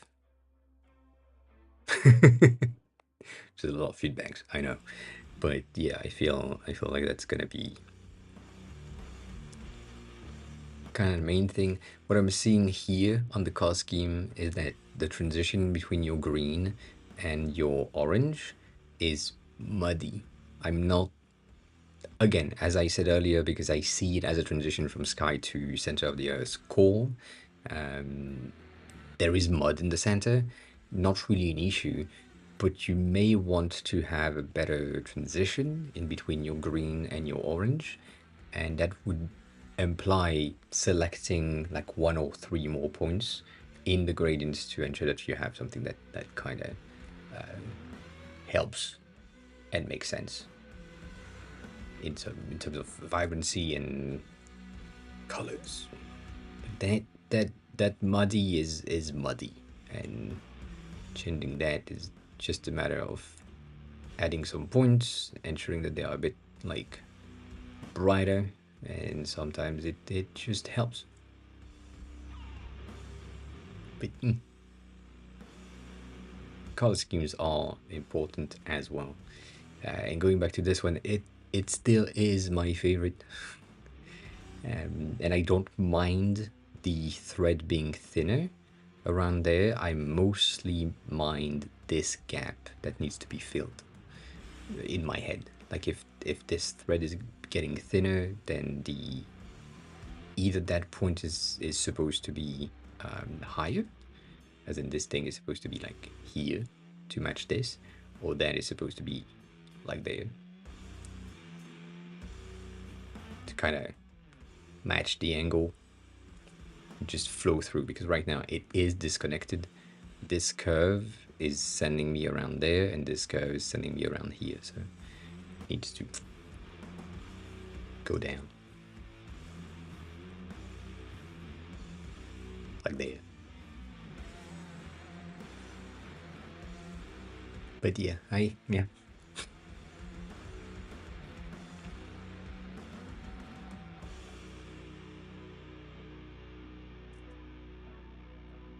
Good. Good. Ditch the shadow, though. That is important. It is bad. It's bad. So I'm joking about it because, you know, right? It's shadow behind shapes, and that makes sense. It's just that right now it is as if I had done this, and I said, oh, you know what? I have that white thing. It needs to lights up. Let me add a shadow. Okay, cool. Done. That's how it looks to me. It's really the base shadow, and you made it like center instead of making it lower. And and when you saw that, you were like, "Ah, that's not enough. Let me bump a bit of the opacity. Well, that's a bit much." And you said, "You know what? That's okay. That's pretty good." And that's how it looks. So, no shadow. You can have a shadow if it's like diffused and subtle. Right now, it's not. Making it embossed. I mean, it could. Not against it. I think it would kind of break. Oh, that's interesting. um, it's not that complex.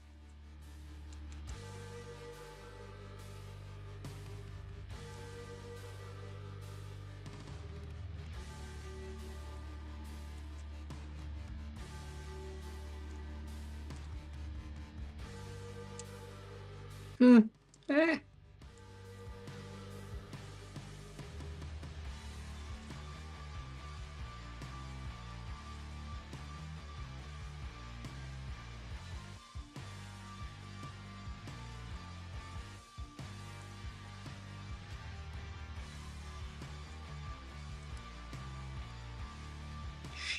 Shit.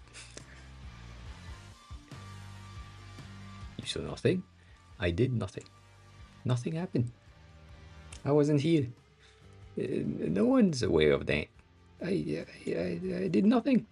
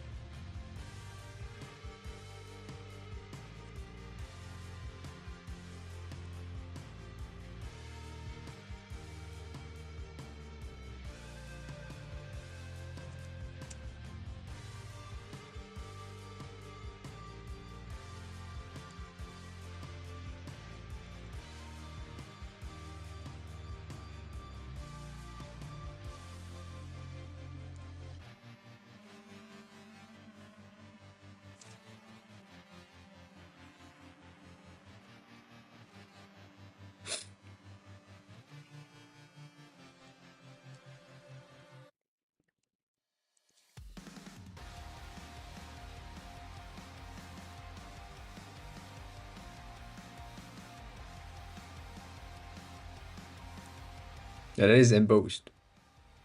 Embossed is up, so that means that light source coming up is hitting here. If we reverse it, it will be carved.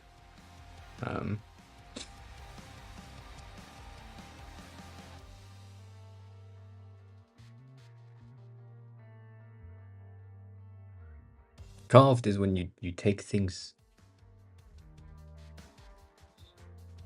If you carve wood, you take off pieces of wood. Anyways. This is a bad 3D effect, but it is a 3D effect. No.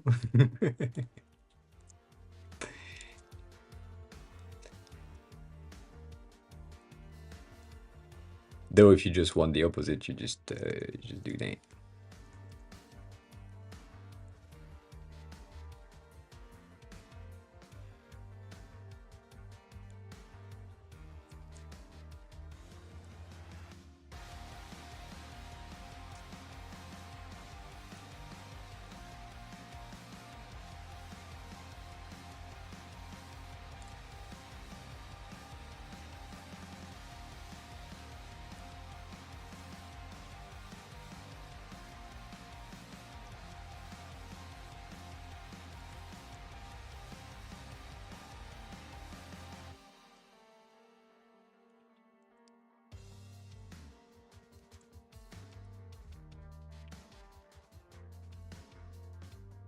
It looks also the other way around, so that's kind of crazy.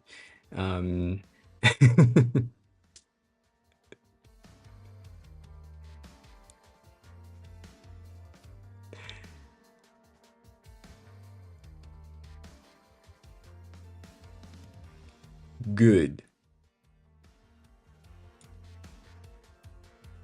That's carved.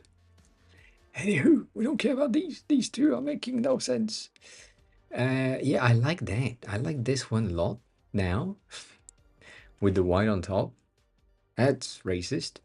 And I I like the one on top of white. It's really good. I don't know if the wires are necessary. I'm not saying that they are bad. I'm just doubting the necessity of it. It brings something. As I said, the indie coded. I don't know if it's necessary. It's okay though. It's fine. It is fine.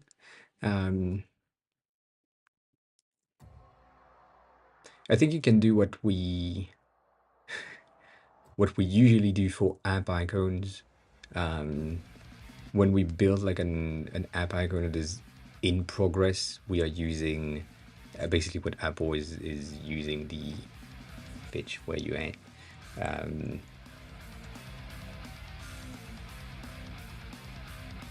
That thing that's where you use the wires, and then for the final product you don't have the construction layers or construction wires.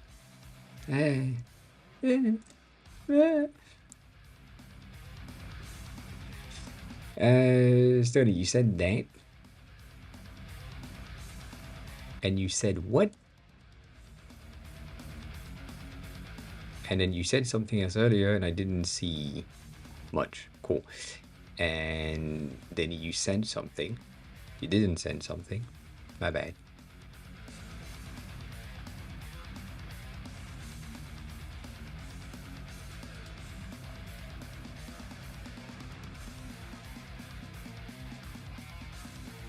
Come on. Select the right things.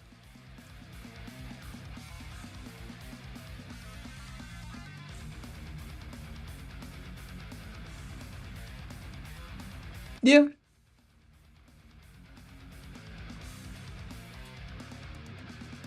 I don't know. I thought you sent a link. You linked to send. Basically, what happened is that in the message there was stream elements, and I saw the link. It was right behind your message, and I thought it was linked together. So Dan, you sent me a DM. Yes, I know that. I know that much. I know that much. I need to fix that. I figured out that this is broken. This works half of the time, and I need to make it works.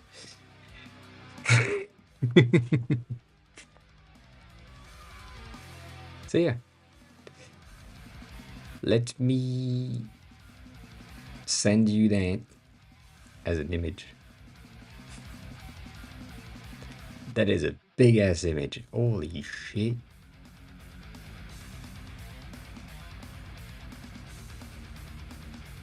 So that you have that. Then this is not a stream accessible thing, is it? Hmm? God damn it.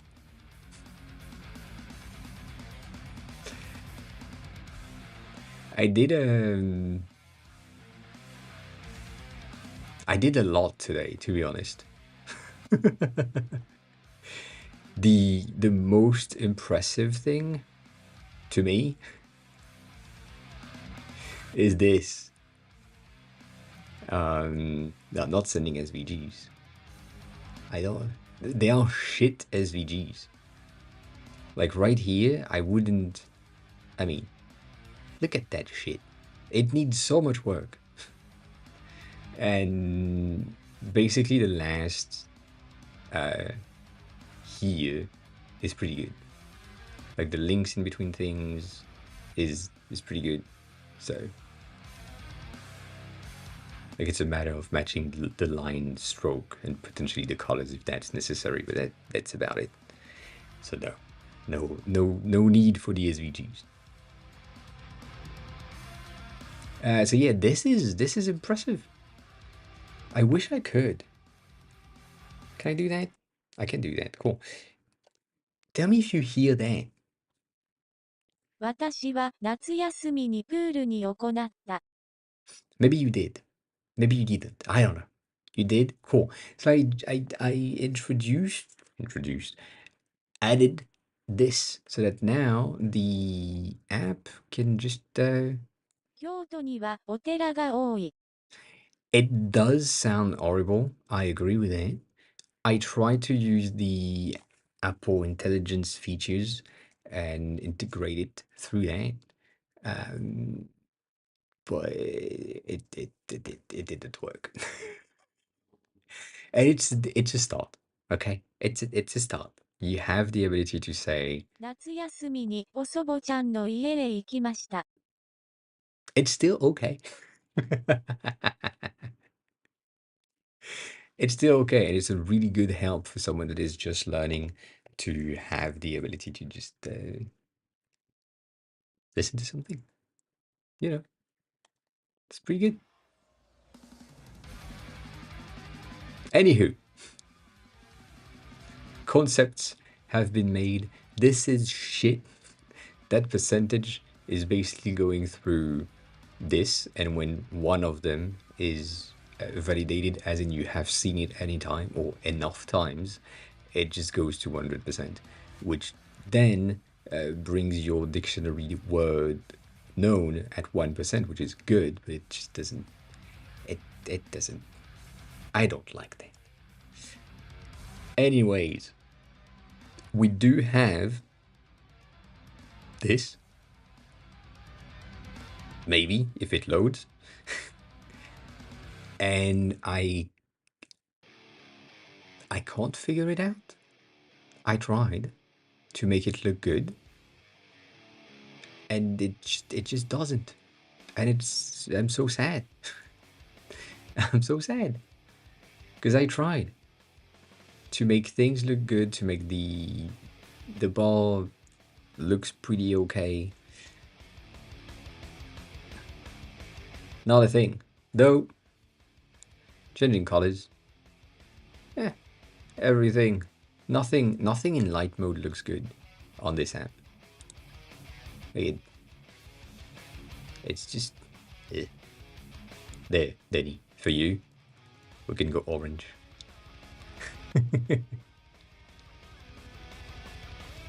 I don't even know if I switch color theme, if it still keeps that. I tried, but because I'm using system colors, for everything. I would need to go over the entire app again for the theming. And yeah, I don't want to do that. Yeah, the bar is lost in light mode. Basically, it just doesn't go through, and it's not highlighted as it is right there. So.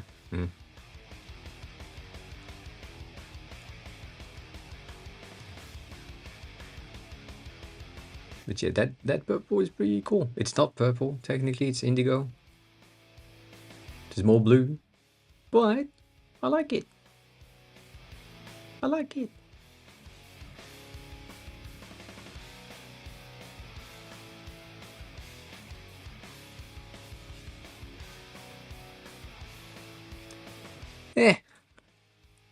We'll see. Apple blue is fine for now. It's just the selector in terms of colors. There, it is. What a concept! This thing. It's not that good.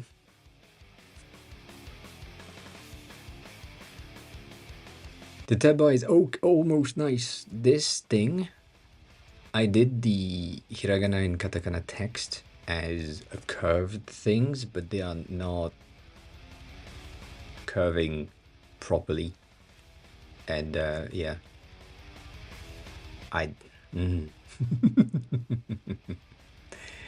it's hard. The thing is the selector control. Where you at? It's basically this. The color scheme of the selector control is defined as primary color with an opacity, and therefore it goes with the opposite. On light mode, the primary is white, and on dark mode, the primary is, or on light mode, the primary is black, and on dark mode, the primary is white. So that is the difference, which is, it's kind of sad. I could make the opacity of the gradient selector to not be a gradient, which is what I did for the blue line, because I can't figure it out. But yeah, I don't know. I tried to make it like a lighter version of the selection, which is okay, and it works on light to an extent. Right? It's better, but still, I don't like it. I'm gonna need to figure it out. I'm gonna need to figure it out. I made so many commits today, so I'm happy with that. I think what you mean by it needs to be darker is the background needs to be darker, right? That's what you're saying? That is not an option, because it is using material to get the blur effect, and I can't really define a color to the material. It's just, it's a material, so yeah. I could make it thin material instead of ultra thin material, but at the end of the day, it's gonna be the same thing. It's not really lighter or darker, it's just thicker.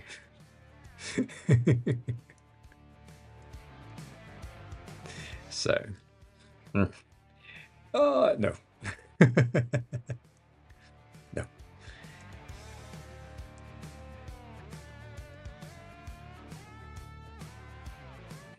Maybe.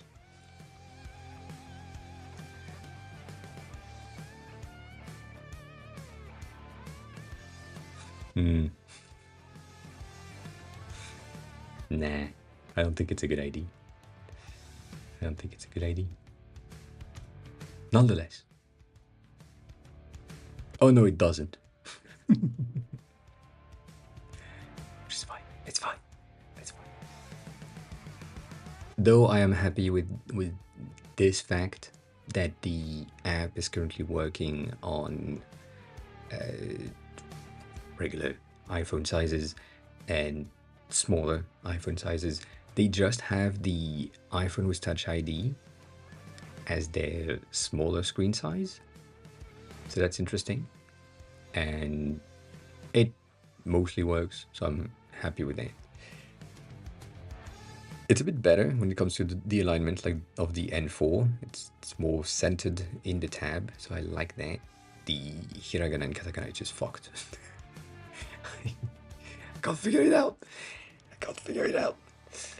What is the blue and green circle? They just are placeholders because the element itself is the bottom action element, and the bottom action element has these two buttons on the sides. And when I did the design in the first place, that thing was spanning the full width of the screen, and I did it and it was good, it worked, and then I put it in place and everything was fucked up because there was these two buttons on both sides, so I had to put them in the preview so that I could see and avoid breaking the layout, because it's right there, these two things. Should have done that. Forgot about that. Forgot about it.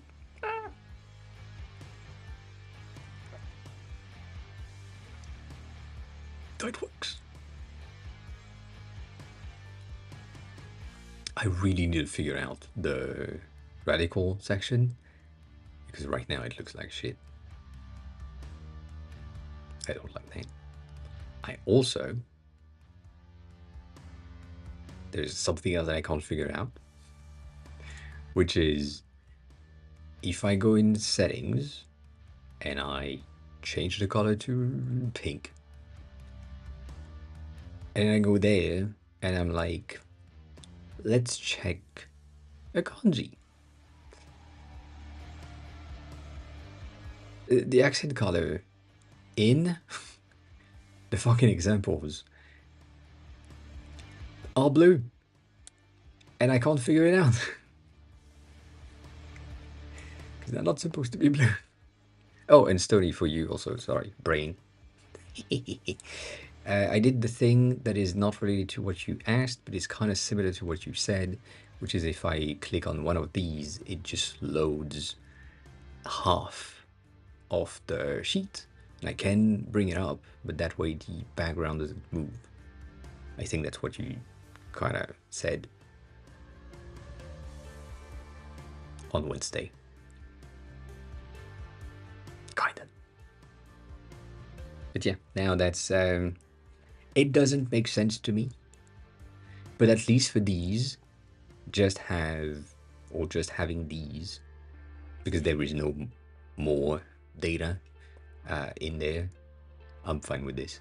I think it's gonna be good enough for now. User can still do that. I need to figure out how to change the padding based on the screen size or the device size. Like if you have a Touch ID, there is no need for that much padding at the bottom and that much padding at the top. Like I can claim back some real estate right there. Anyways, dang, banned.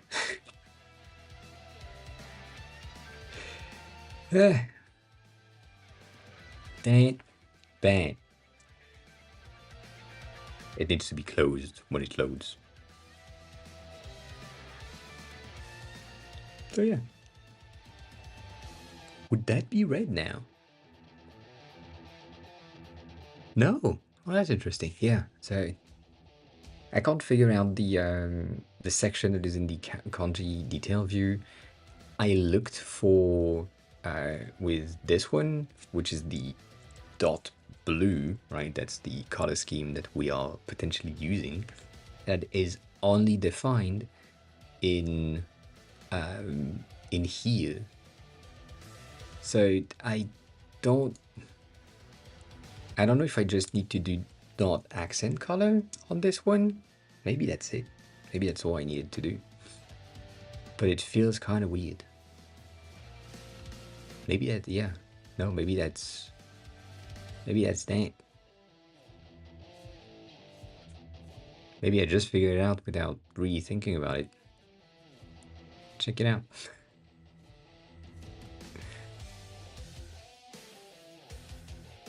Give me a real phone. And then, Denny, I'm gonna check your picture. Maybe. What did I do? Dang. Sorry.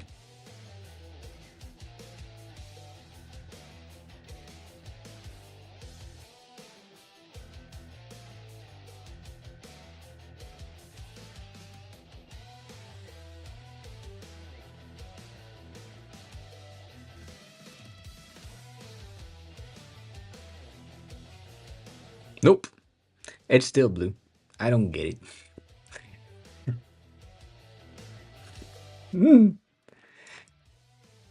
The word blue doesn't exist. The word system default color doesn't exist in the code. The word accent alone, because I used to have that in my theme, is not used. We only have accent color. And I can't figure out why in radicals and in kanjis, these bitches are blue. Makes no sense. It makes no sense, specifically here, because that radical detail view, which is right there, the button itself, that is here, is taking the accent color. The accent color is not blue. So it's as if when you have a sheet, it's a system sheet. Therefore, it reset to the initial things, but it makes no sense. I don't get it. I don't get it. So, you know, I will figure it out at some point, maybe.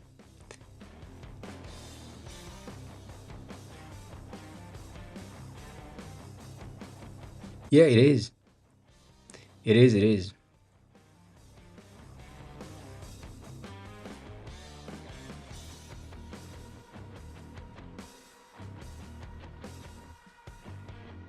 Like, that's here. That's the related kanji thing. It's supposed to have a button, which is right in there. But there is no color associated with that thing. Ever. I don't get it.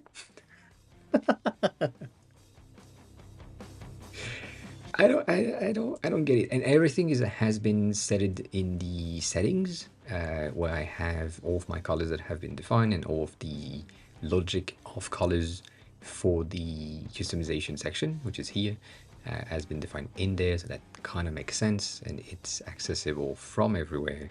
It's sended everywhere. We have the accent colors right here that are defined, and yeah, everything is properly set as far as I can tell. And yeah, it's just like it's muscle time. The accent color base default is blue, but that's normal. Yeah.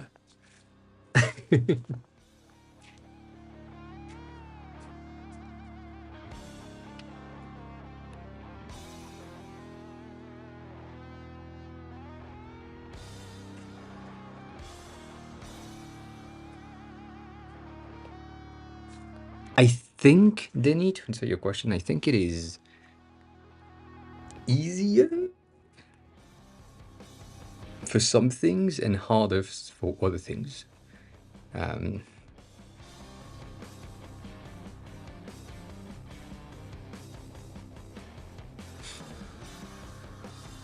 Good.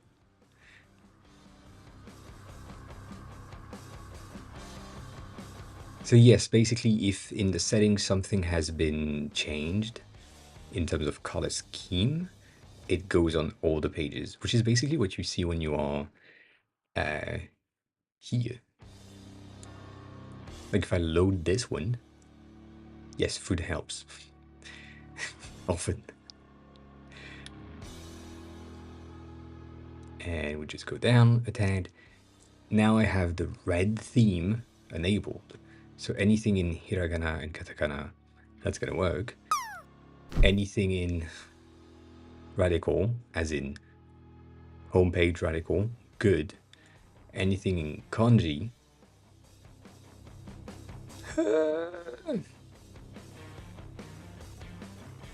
good. Anything in dictionary that is using the exact same component, good. And anything in profile, which is this kana section, is taking the color scheme of the app, good. But anytime we have a model, it's blue.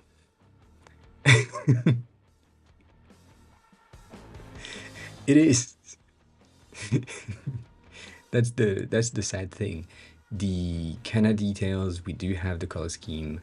The kanji details, we are calling for the color scheme earlier, and we also have everything defined in there that makes sense. So it's just I don't really get it. Let me check if yeah, well, we don't need foundation either. And it's a system-wide thing. So, yeah. What does the app do? For now, not much.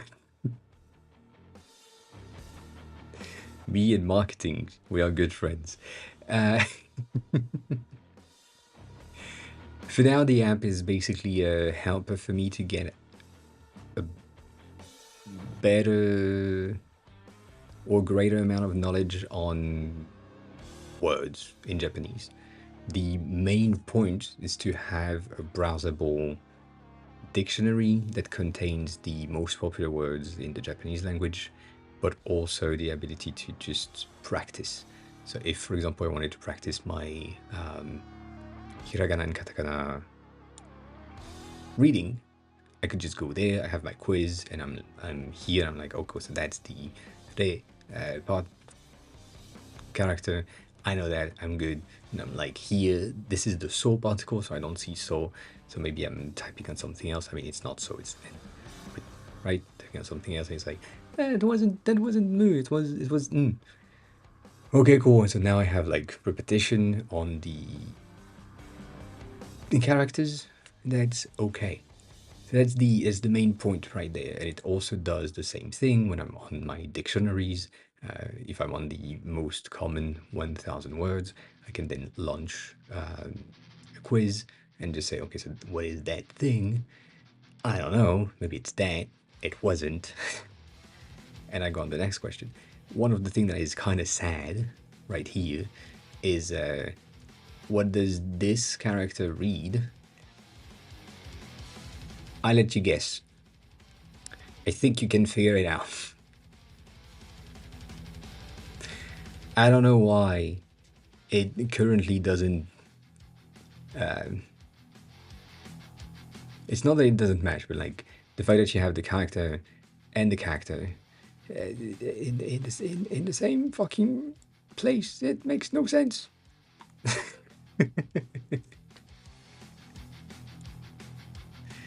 Like I don't understand how the logic didn't go through on these ones, because sometimes I have the characters and the characters in the options, and sometimes I have the words and their meaning, and I don't know. I don't get it. I don't get it.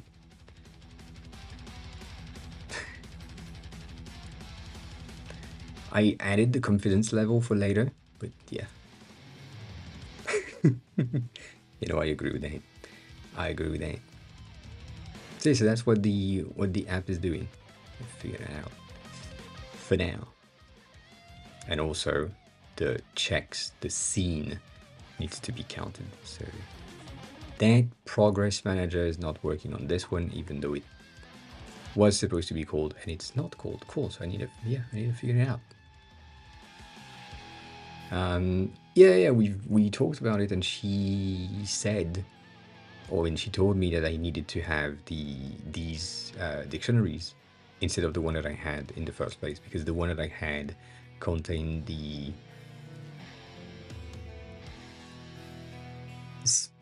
100, I mean technically 209,000 entries. So yeah.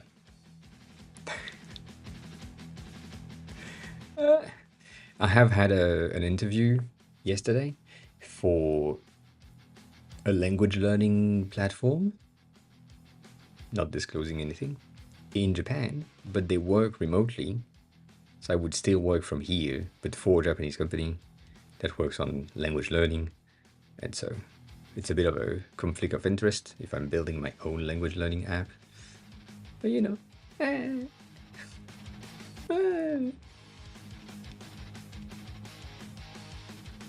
Line 5 and 35.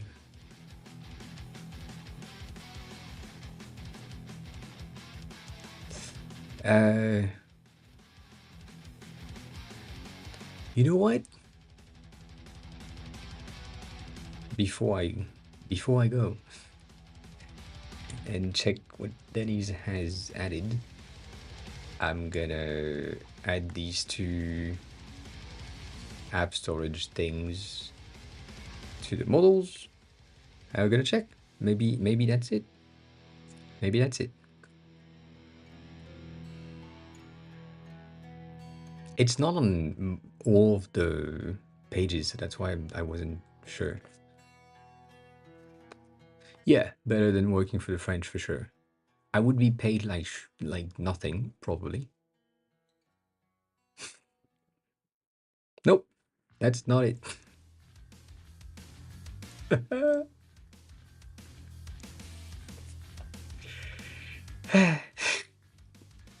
And yes, I added the app storage accent color in there. The blue is the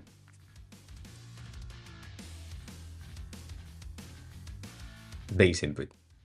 Fruitis, hi, welcome in. How are you? How have you been? How has your birthday day been? Oh, you recorded a video. What the hell? That man recorded a video. Are you happy with the output of the videos, Denny?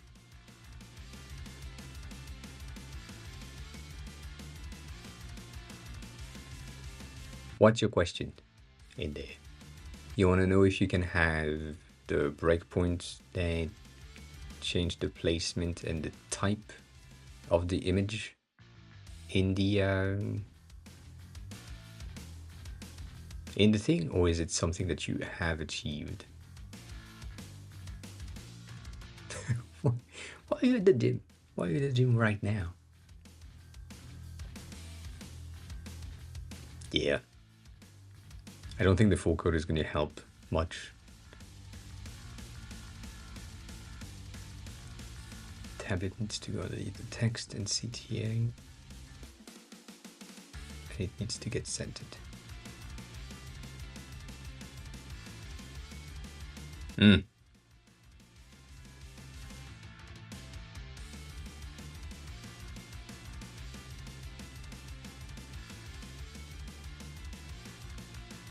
I'm gonna say something. But this is not your job. It is feasible. You basically need to define a size in the variables for that container specifically, in order for the content to place itself automatically when you change the breakpoints. But I mean, tablet is going to be a design, desktop is going to be a design, mobile is going to be a design, and the breakpoints in between them are going to be defined by the devs. And I don't think you are the dev for these. So don't bother. I mean, for me, don't bother. It's just, it's a waste of your time and a waste of time in general. If you have an understanding of where it needs to break and how it needs to look in any sizes, do that. But other than that, not necessary. And Robin Spike, going back to your thing here, which is good. I really like that. You were here in the beginning of the stream and then you went out and then you came back. So you may have missed that section. I was talking about, not this, but like talking about the new type of design. Here, the newer realm of activities is that thing. 1 second, we saw it a second ago. There. So these hover states right there, that is the current trend. And for the design that you have added here, I feel like it would be a great addition for the message to be like slightly on the side and for the button to be on the other side. So that's why I sent you this version. It's pretty good. Jonathan, hi, welcome in. How are you? But yeah, that is the current most popular pattern that I can say, like this straight, non-straight elements being over design Twitter. It's just like, yeah. Interesting.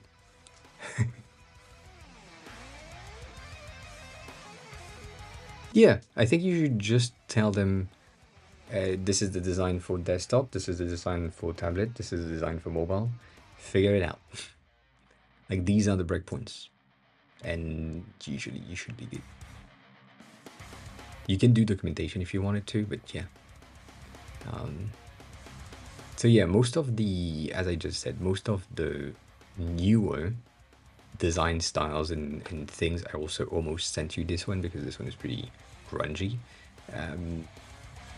are gonna have that straight, non-straight behavior.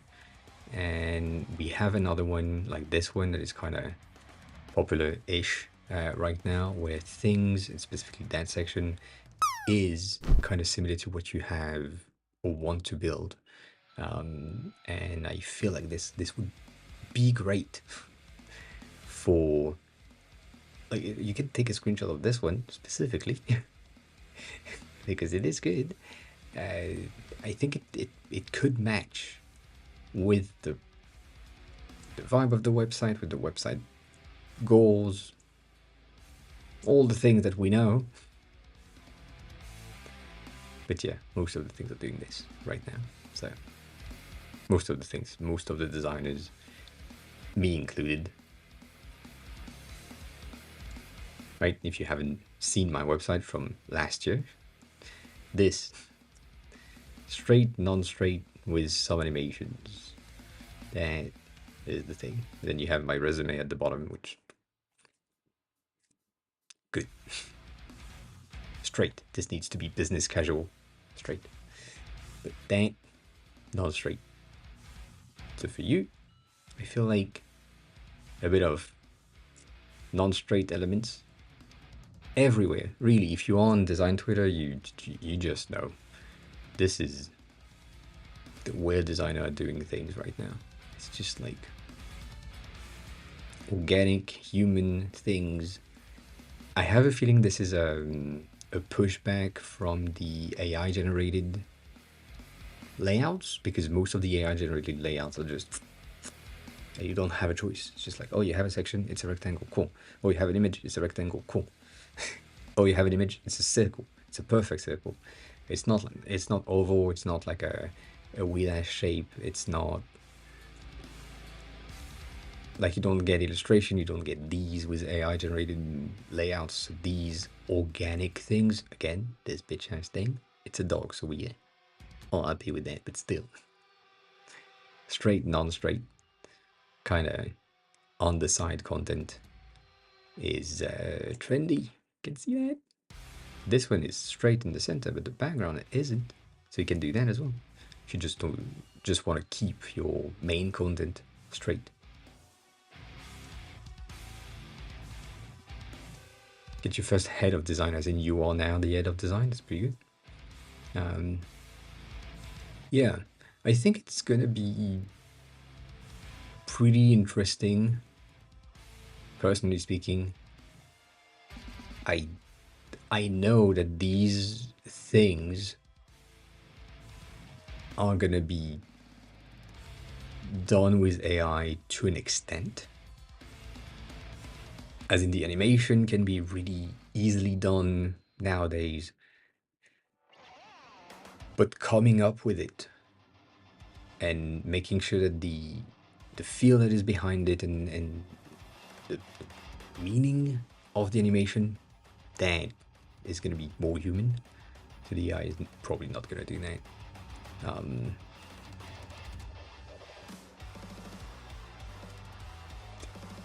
I mean, if you don't visit Twitter, you probably have a bit of a different view on things. See, human graffiti things all the time.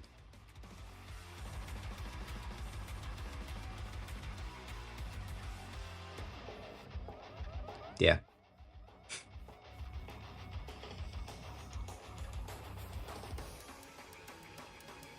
Right now, AI cannot really do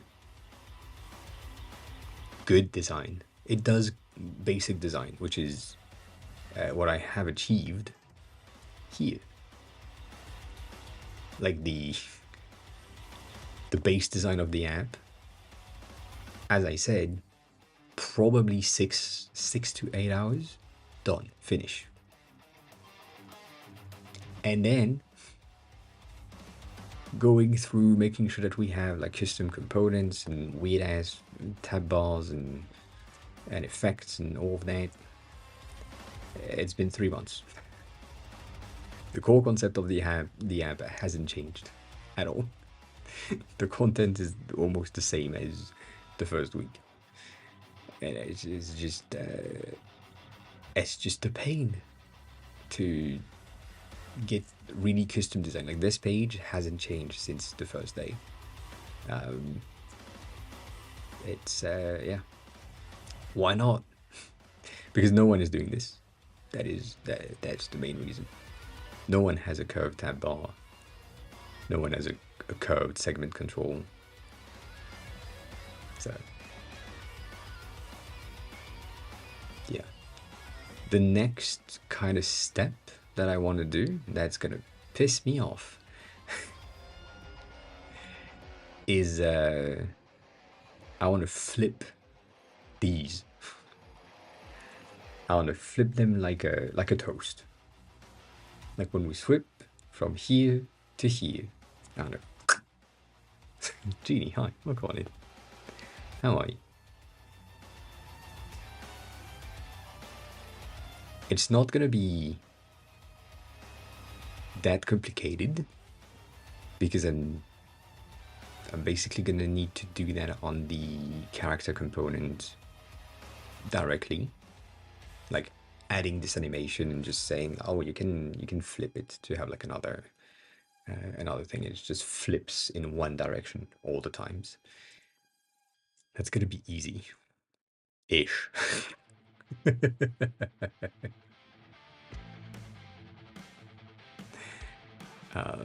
But yeah, wouldn't it make more sense to base the curve around the bottom left or bottom right corner? No. Pranav, hi. Yes, you're the only one watching on YouTube. Anyone else or everyone else is on Twitch, which you're welcome to come join on Twitch. But if you want to stay on YouTube, you can do that as well. But hi, welcome in. Appreciate you on YouTube. No.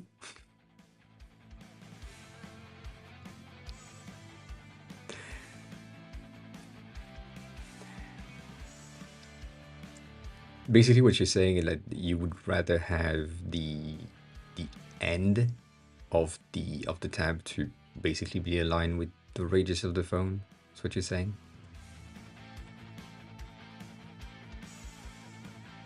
Or you meant you want it as a smiley face, curved up instead of curved down.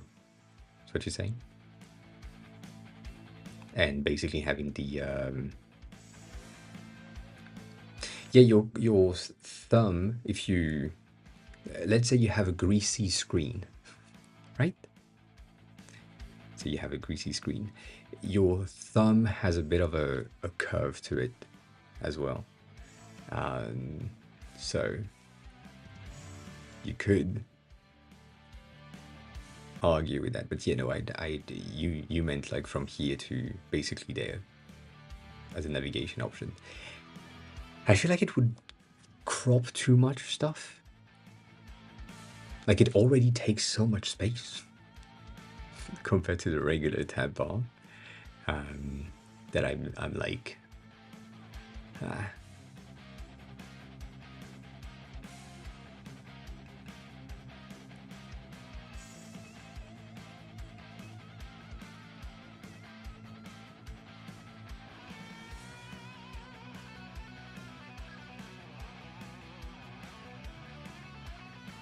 I would love to be. Why am I like this? Also, Pranav, thank you for the compliment. I appreciate it. I don't know why I am like this, but yeah, I am like this.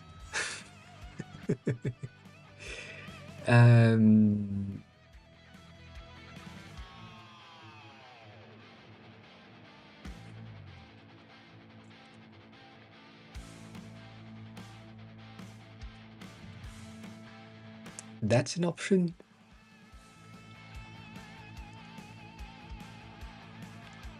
I could have it bounce a tad when you're scrolling up, when you're in kanjis, for example. Like, not that much, but because the entire concept of that curve is the same angle for both of the selector and the non-selector, there could be an animation on just a smidge. So right now it was at 8. It could go from 8 to just 6 and then go back to 8 as a while you scroll, a smooth transition. It's just a tiny micro interactions. Shit that makes no sense and just breaks the app. Just brain. I don't like it. I don't like it. But if I do that here, I need to do that there, and that's not going to be an option. Because it's the opposite. It's just bad.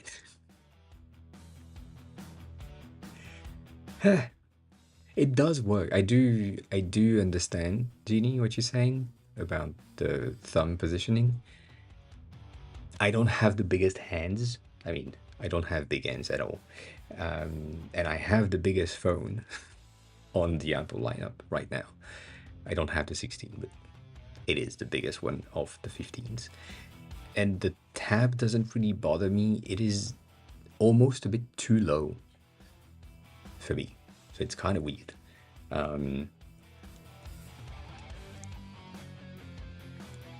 Half, as in half small. Basically, the size of the initial one is like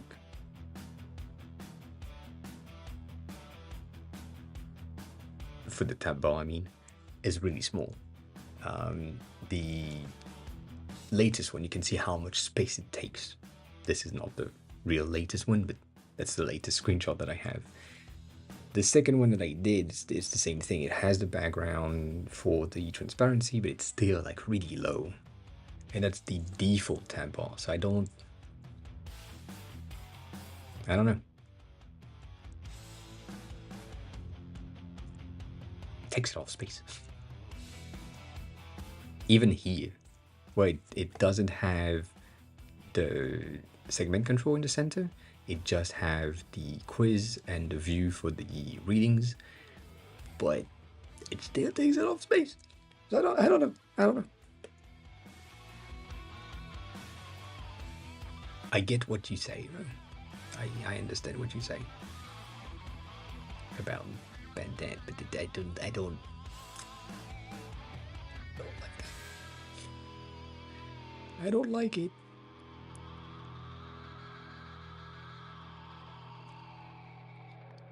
And also, through this to answer the question, why curved? Because no one is doing curved. And I used to do curve as well. A long time ago. A long time ago.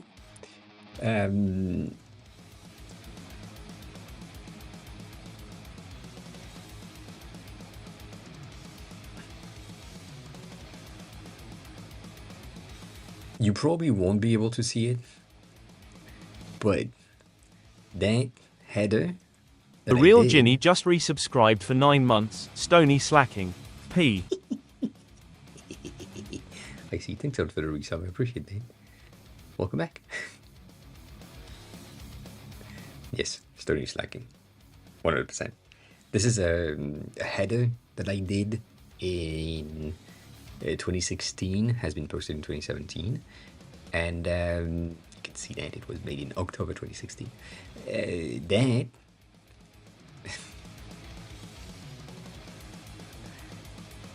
That has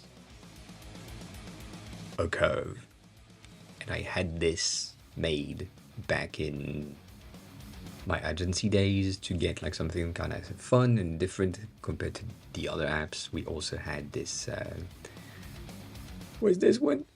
Where is it?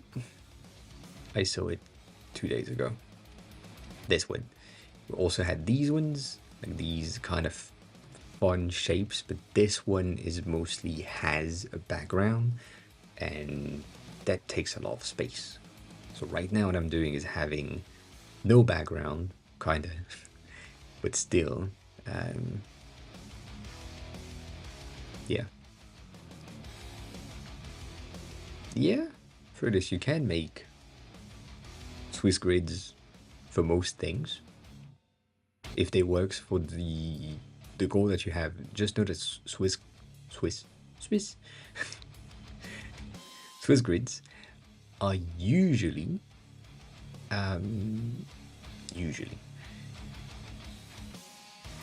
for posters. You can do it for a website, but it's yeah, Switzerland grid. It's Swiss design. Can I do that? I can do that.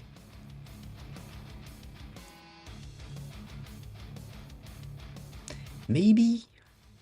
I don't think it's a good idea, but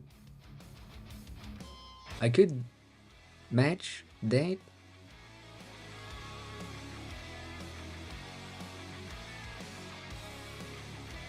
Maybe.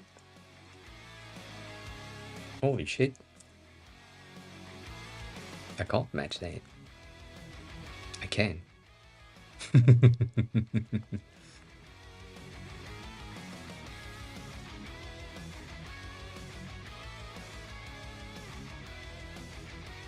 I don't know if it's a good idea. Mainly because of the safe area on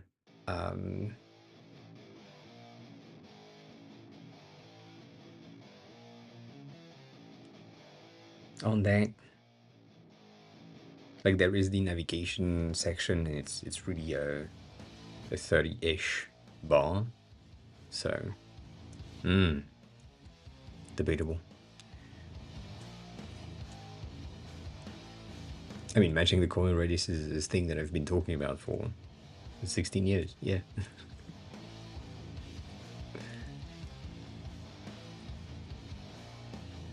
I think I made it 64 to make sense with the safe area. I wish I could highlight the safe area, because I have it on... Do I have it on my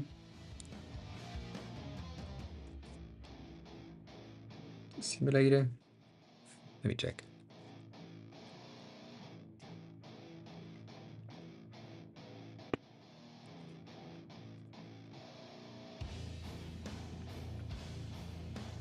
I don't think it works. It did work.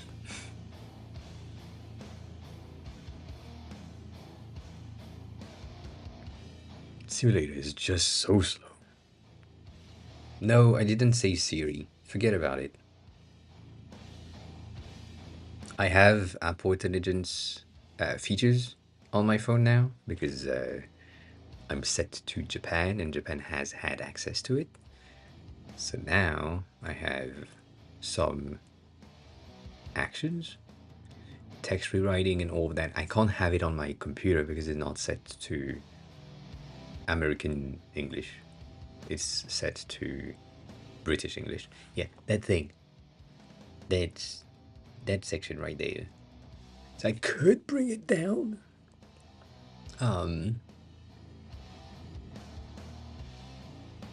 But I don't know. It's also wider than these. Like the selector kind of match it, but it pushes it a tad. So because of that bar dot thingy, that is the reason why I'm saying we need the tabs to be higher. I'm sure I can put it down to 46. Let me check.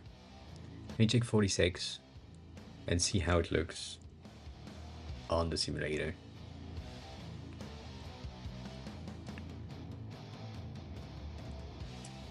Maybe it's good, maybe it's not good. Ah, yeah, it's... Oh.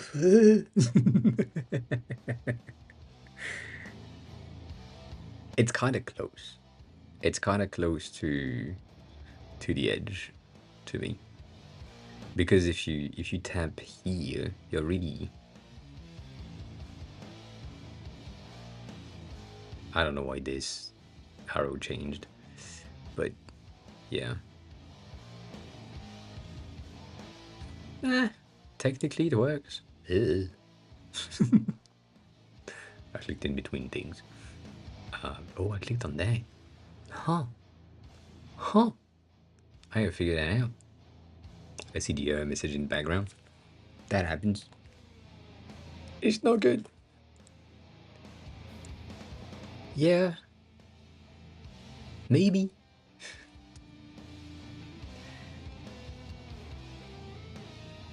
It feels crammed. It feels too close to the bottom, because it is too close to the bottom, but yeah. Ah, no.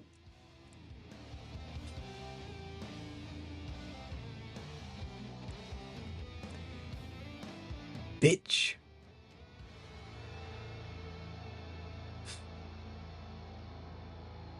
I'm gonna go back to 64. Because that's fine.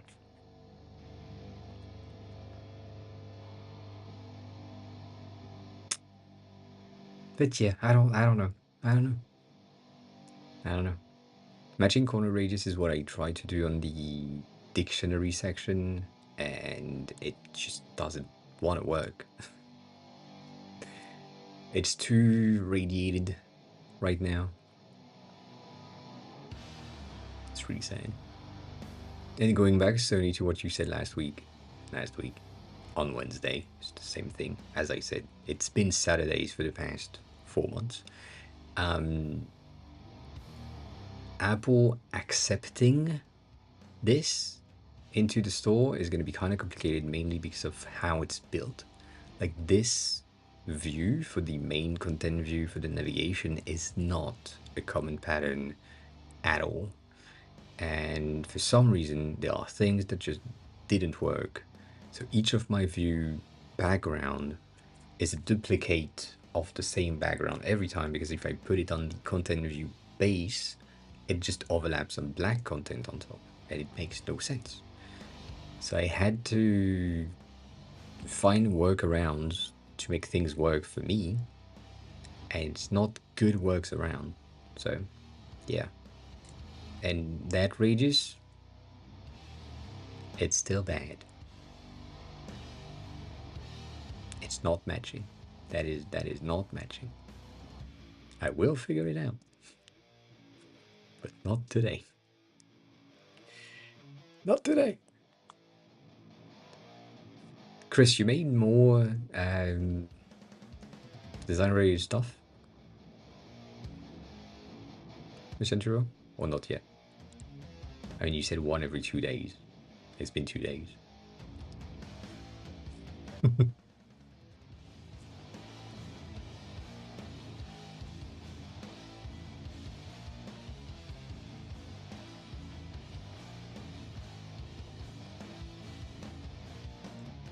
So yeah.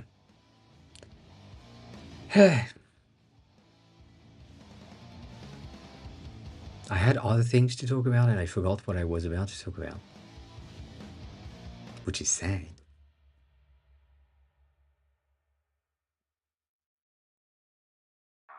Oh yeah, that. Maybe it will work. I don't know.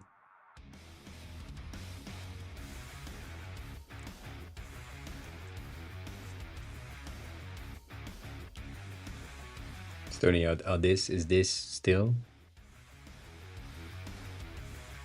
Is this? Oh, that's new. I'm on app-dev. Am I good?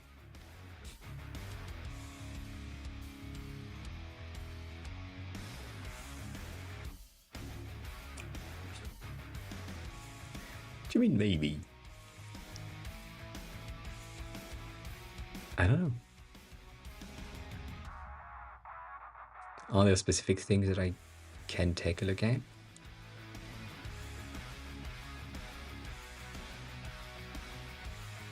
Are there specific things you want me to break? Apparently I can do that.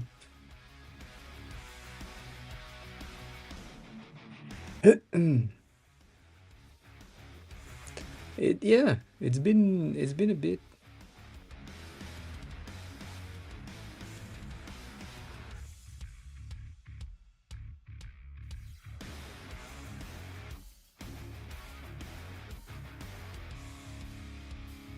I like the loading.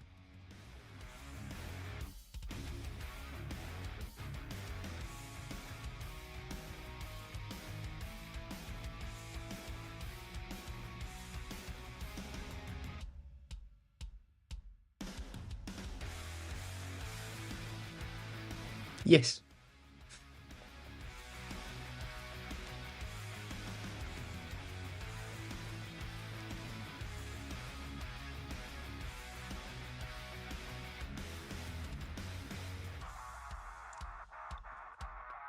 Shit.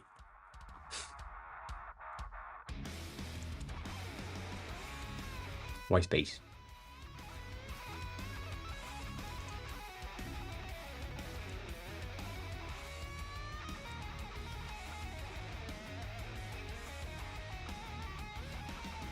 Oh.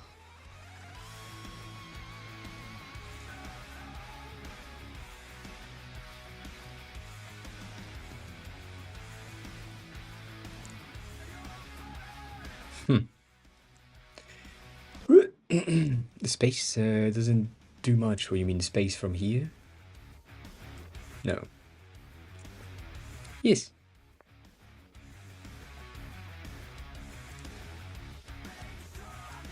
So maybe it does, but I don't see it because it's a screensaver. Therefore, it's just yes, that, yeah, that, yeah.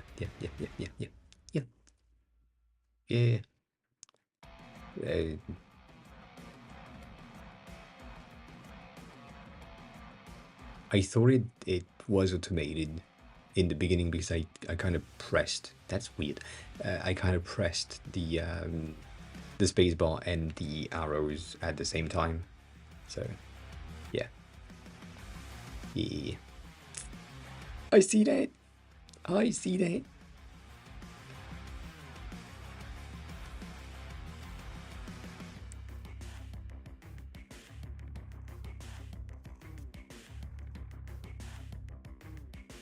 Player's working. Preview is working. That. It's pretty good. preview looks as if the movie was kind of wider. Huh.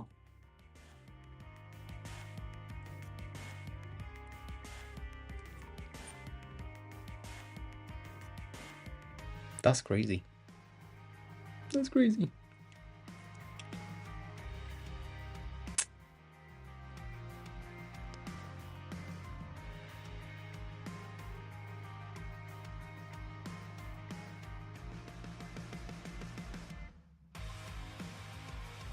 I really don't like that, but yeah, I get it. I mean, I get it. I get it.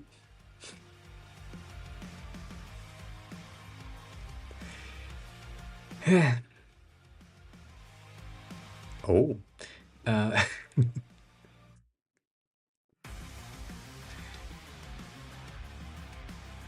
I'm saying I really don't like that. I really don't like the titles.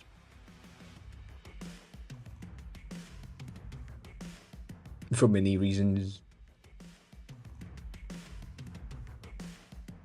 But yeah. I understand. It makes sense here, right? If I just want to go through fast and I know where it is and I know roughly where it's supposed to be, oh yeah, it's supposed to be here, cool. But like here, it's not, it's just creating noise and I can't really see that. Here, it's even worse. And like, I had the title right there. It's now harder to read. So it's just, I don't.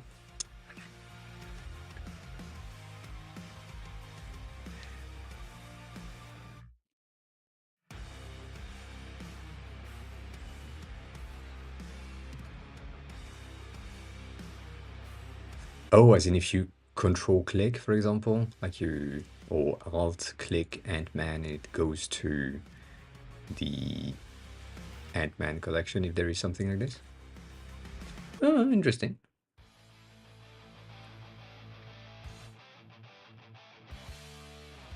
Yeah.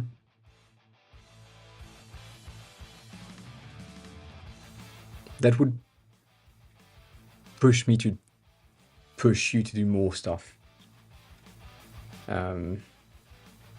Yeah. As in,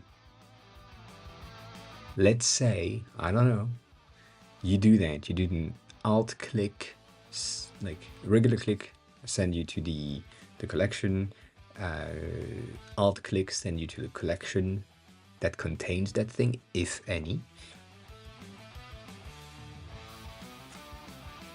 And then me, here, I would say, you know what, I really like that actress. Let me alt click on that actress and I'm getting all of the movies, TV shows, content in which they are, which is basically the same thing as clicking here, but I have it in a collection style view. You know, things like this. like that section right there.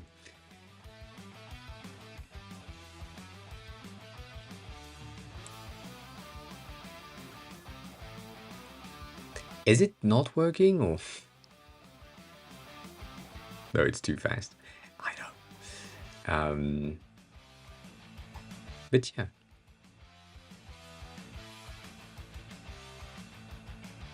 That's good.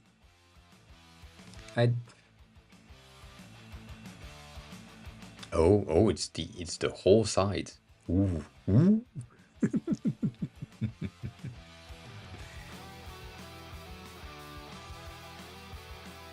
Yeah, but if you like, if I need to make my own collection as a special collection with that actress, then I'm not. I'm just gonna click on the actress and then find the thing that I'm kind of am interested in, and let's say, okay, I did like this movie. Let's see if we have it. We don't. Great. That was written in French. Huh?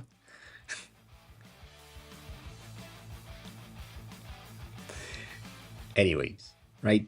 It goes against my point, which is if the system makes it for me, it's better for me as me as a user. Again, I'm not your target user, so I don't care. Yeah. If you put the movie in multiple collections,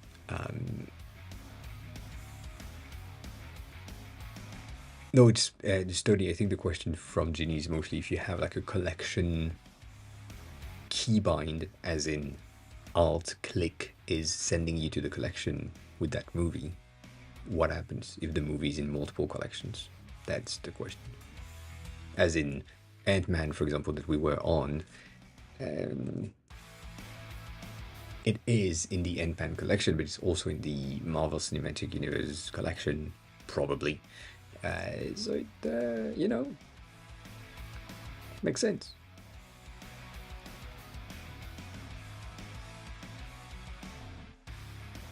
Yeah, that's what I'm saying. I wouldn't want to make it myself either. Probably.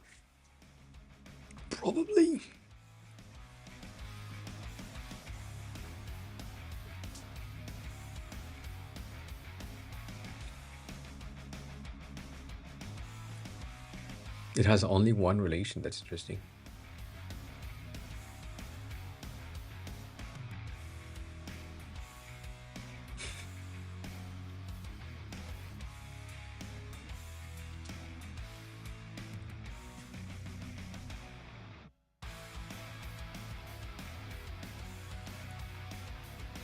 You're doing the back end for now, so we're good. Don't worry about it.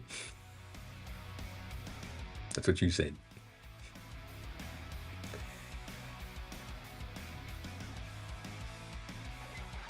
It could be I mean, if it only has one relationship, then it couldn't be a thing. Yeah, forget about it.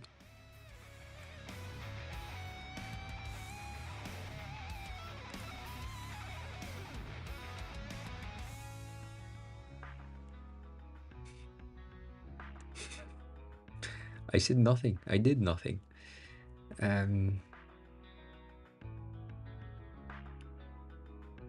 How is Swordfish similar to Avengers? How? I don't know.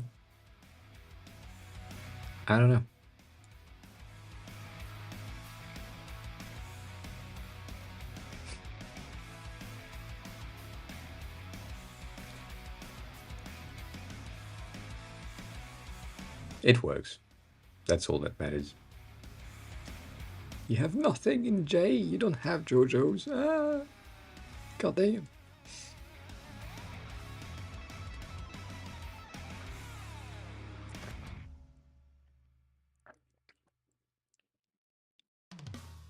That is a good question.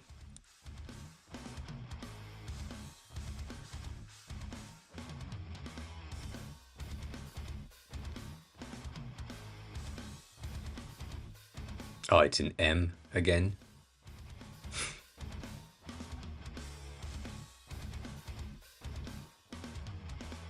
It is. God damn it. Is it? It's in B. Bitch.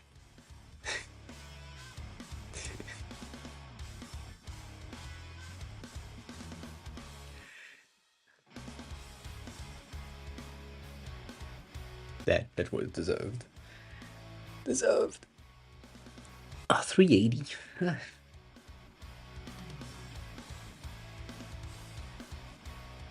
Oh, I'm so tired. God damn. As I said, today's gonna be a smaller stream. I'm still on meds. I forgot some meds last day. I was about to say last week, yesterday. So, yeah. Yeah, that's crazy.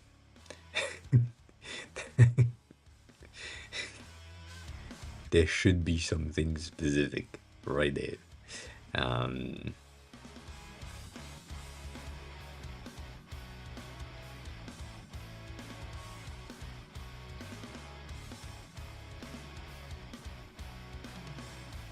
Which one are you talking about? You talking about Chadwick? Probably. Probably. That person. The reason why he wasn't in there is because he did. Shit happens. If that was the question.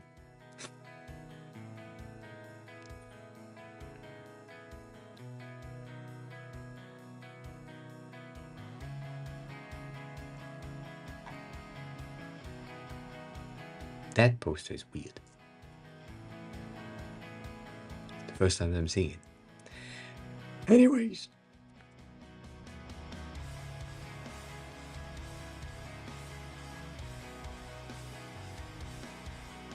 Other than the TV UI, what else do you need, Stoney?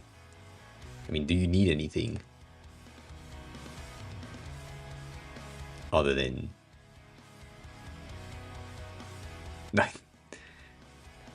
Yeah, but it's not this one. That's what that's what's weird to me. It's like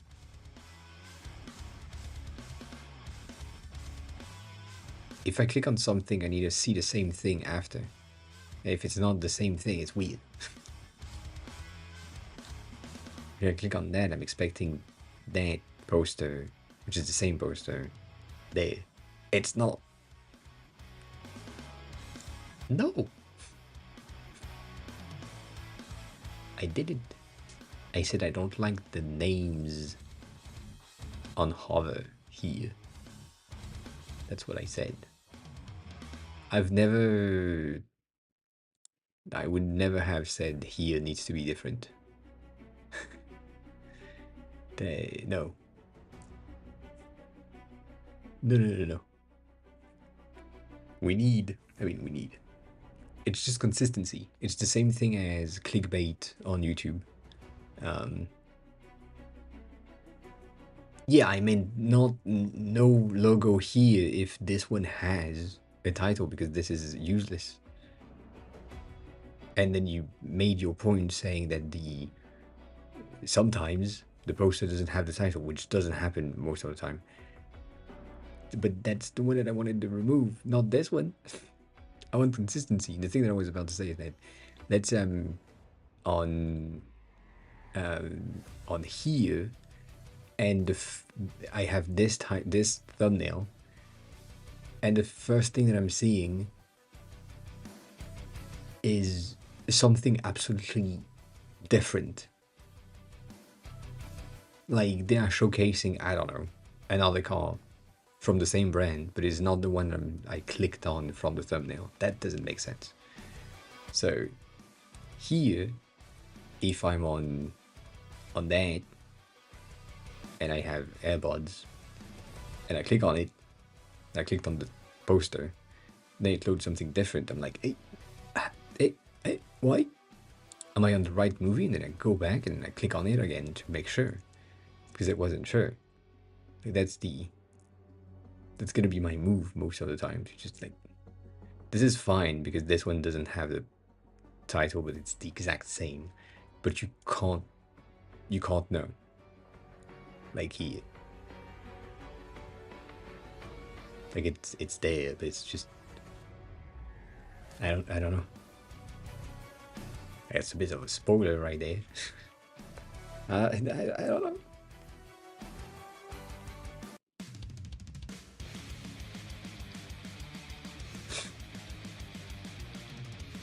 Anyways, I don't think you have answered my question. Is there anything else that you need on web, design-wise? Or are you too deep in the back end for now? That good.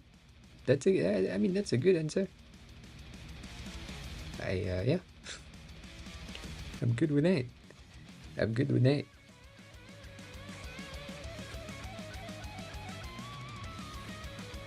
Also, I don't know how that happens, but yeah.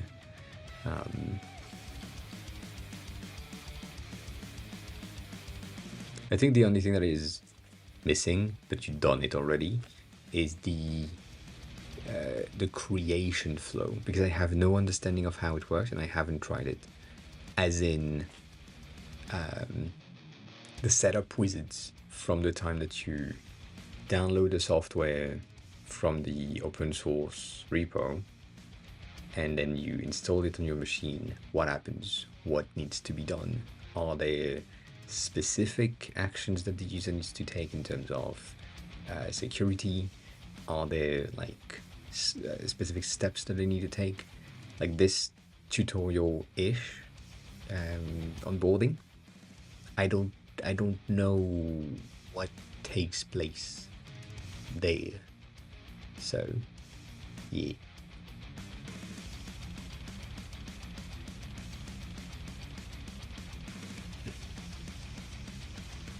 Yeah. So I would need, when you have like a bit of a basic definition,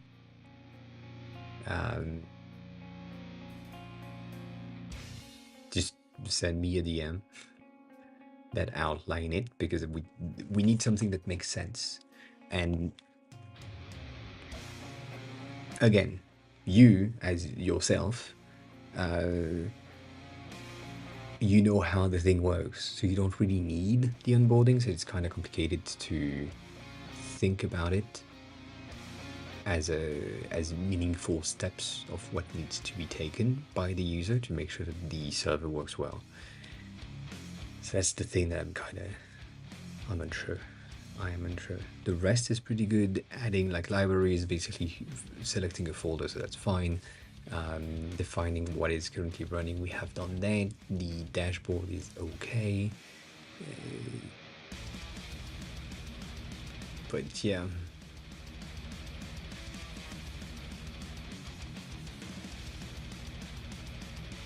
Yeah, but it's a bit more...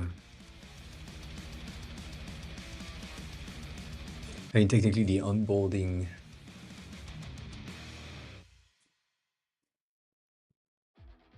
My question is more, is there like a network specific thing that I don't have knowledge of? Because for me, the initial setup should be, as a Mac user, double click the DMG or double click the exe file, and then it boots.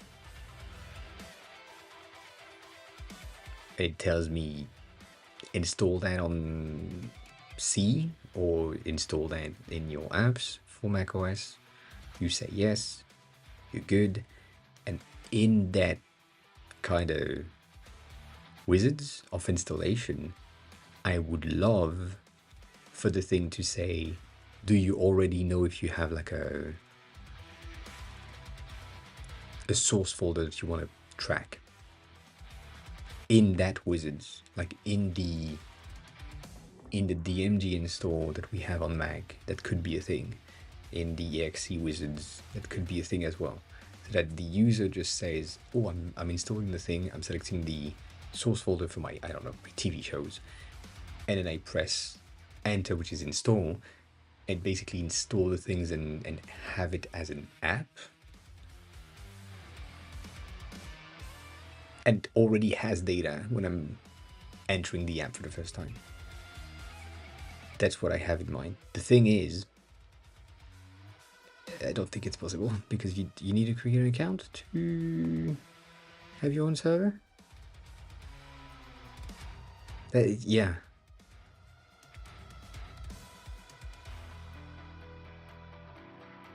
So if that's the case, then it means that you just install the thing, and then you start the app for the first time. It tells you to create an account, select your source folder, and you're good.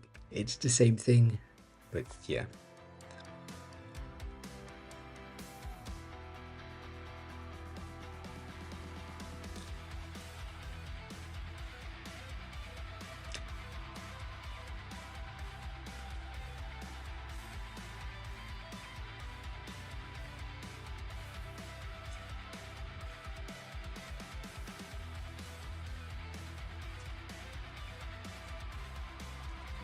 Let me write something down.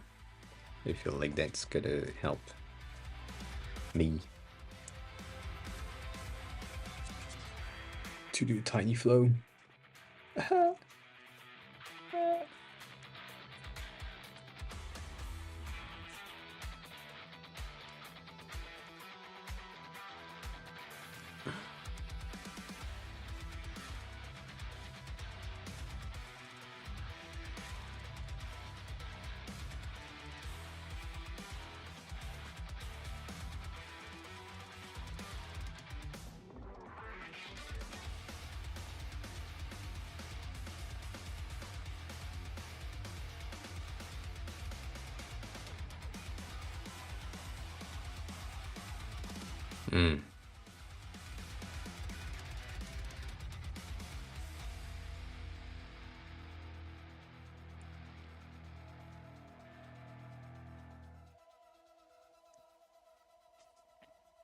I guess.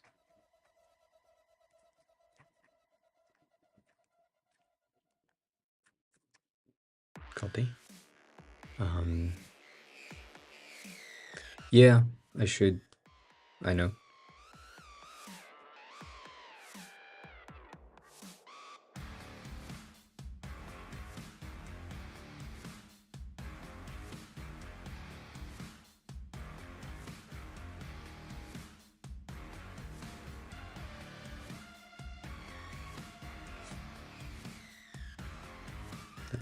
That's gonna break. I know you don't see what I'm doing, and you don't hear what's happening in my head. A lot of things.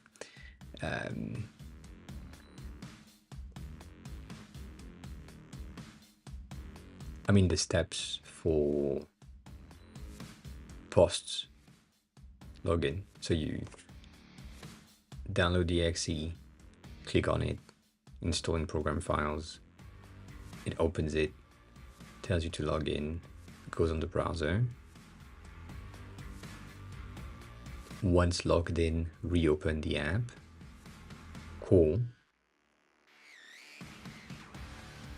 and then here, that first step is going to be define your server, like give it a name, choose a source folder, or choose a location to host the server. I'm thinking in Plex term, in Plex flow. That's the old one that I used to have, so it's probably bad. But I think the server settings is pretty good.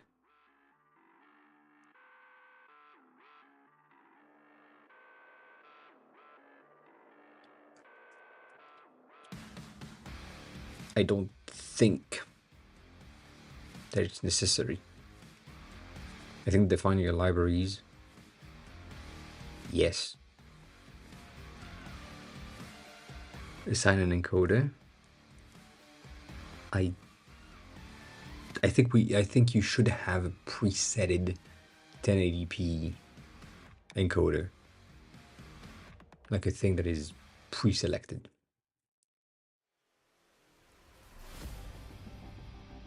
Yeah.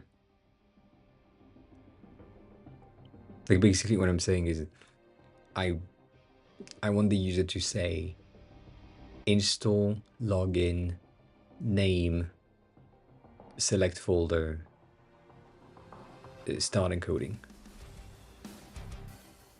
So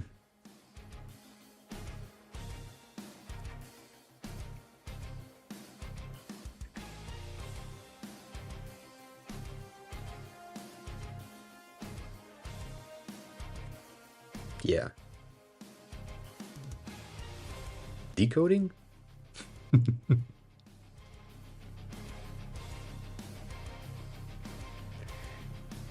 Yeah, I think like having a default 1080p is going to be enough for most people in the beginning, as in you get your data from a very specific legal source, and then when you have Blu-rays at home and you want to digitize them, therefore on these ones specifically you will have a different type of encoding, because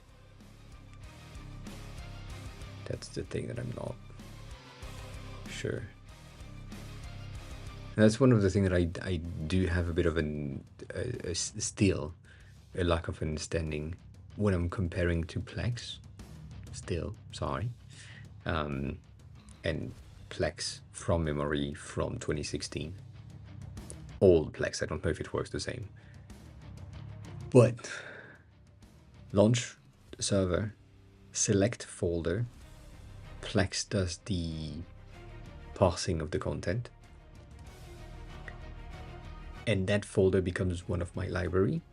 And then if I want a secondary library, I select the secondary folder. That is a secondary library, and every time that there is something new comes in it, it's gonna do the thing, which I know you're doing something similar. But after that, sorry, I was about to press a button. I can't. Not just yet. I wait for stream element to say something. Hey, shut the fuck up for a bit.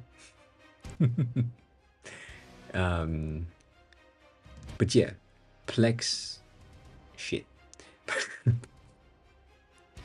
It's as, but it's reversed as. Prolapsed. Cool. Sorry. You heard nothing. Yes, Plex thingy is semi-automated, and it checks because I just said things that are not supposed to be said to someone that is under 18. Big keys. Hi, welcome on in. How are you? Who are you? How did you find the stream? Welcome on in.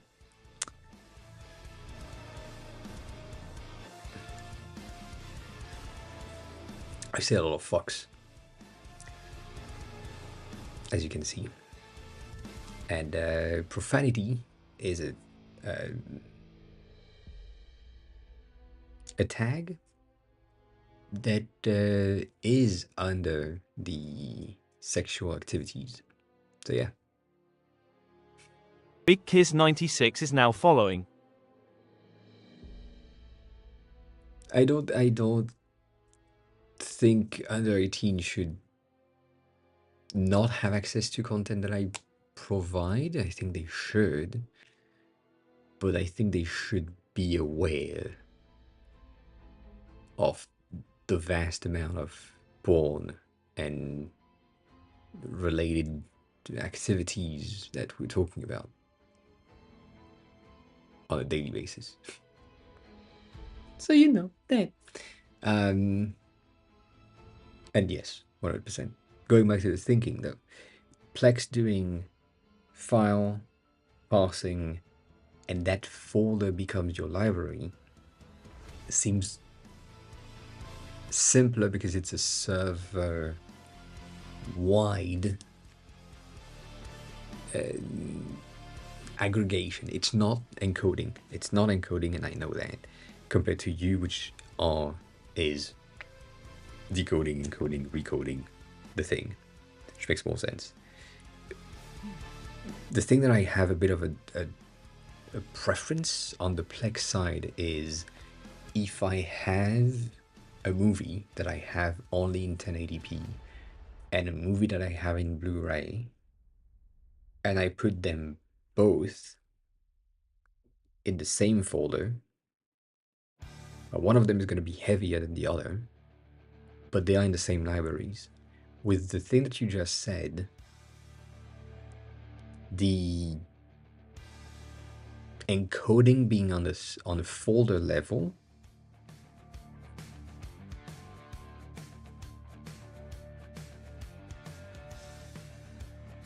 yeah, but if you know that you always have 1080p movies most of the time, and then one day you have one in Blu-ray, and you want to encode it in that folder as well, because it's the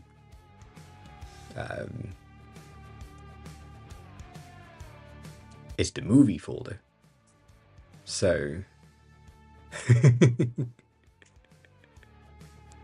Encoding is too heavy for me as well. It's stony stuff. I just do the design part.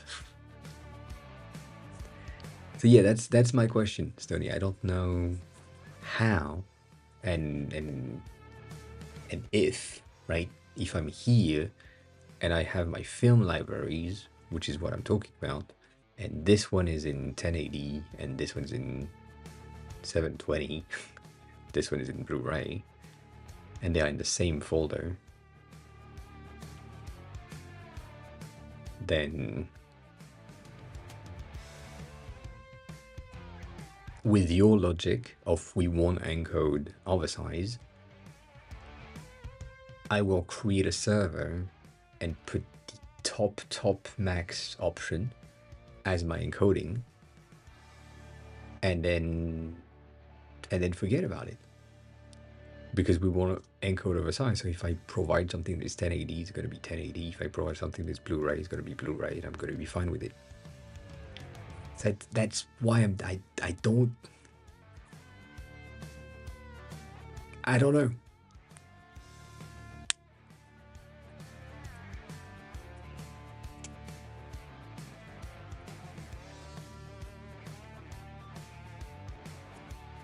Yeah, we can have sources for multiple, I mean, for the same library, we can have multiple folder sources for sure.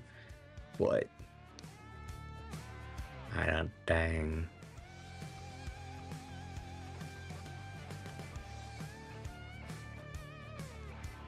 So what you're saying is that I will create a library called movies or films.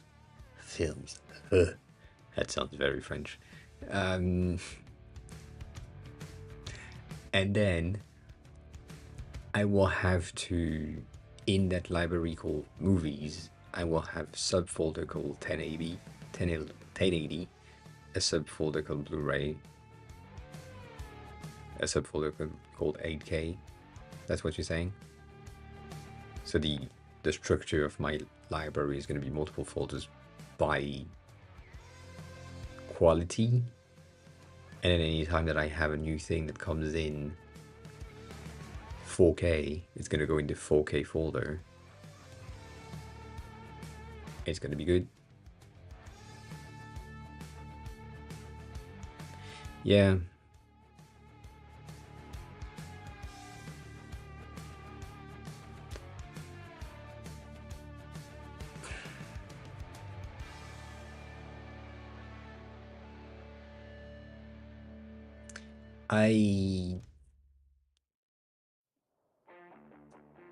I get it. I will agree with Jeannie. I know you don't agree, but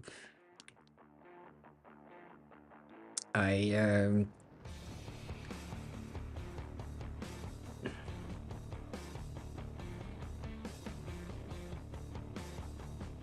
mean, but if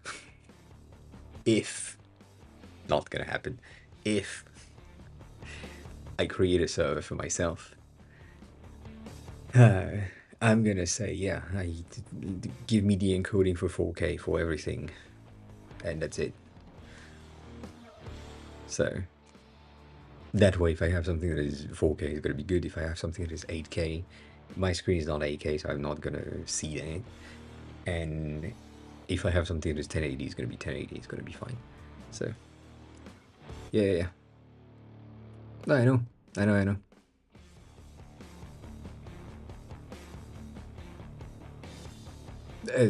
Sorry, let me go back in my thinking so that you understand why I'm saying that. Average users, me not being really an average user, but still, kind of, in a way, might not have the interest that you have with encoding profiles, which makes sense. Not power users. We need to have the encoding profile for power users. Yes, 100%. I agree with that. Though I'm thinking of the onboarding section right now, and that's why I'm kind of remove as much stuff that is not necessary. So if the onboarding can be, as I said, download the exe, install it, log in through web, name the server, select a folder, have a preset build, basically, like, oh, this is the movie folder. It's the first folder that you have. It's already like first library named movies, and it just tells you select a source file or source folder, and you do that, and you have the encoder type pre-selected to 1080 or to 4K or to something. That makes sense. I wouldn't even showcase the profile, to be honest. Can you detect? That's more of a technical question. Can you pass the selected folder by the user and detect qualities of content?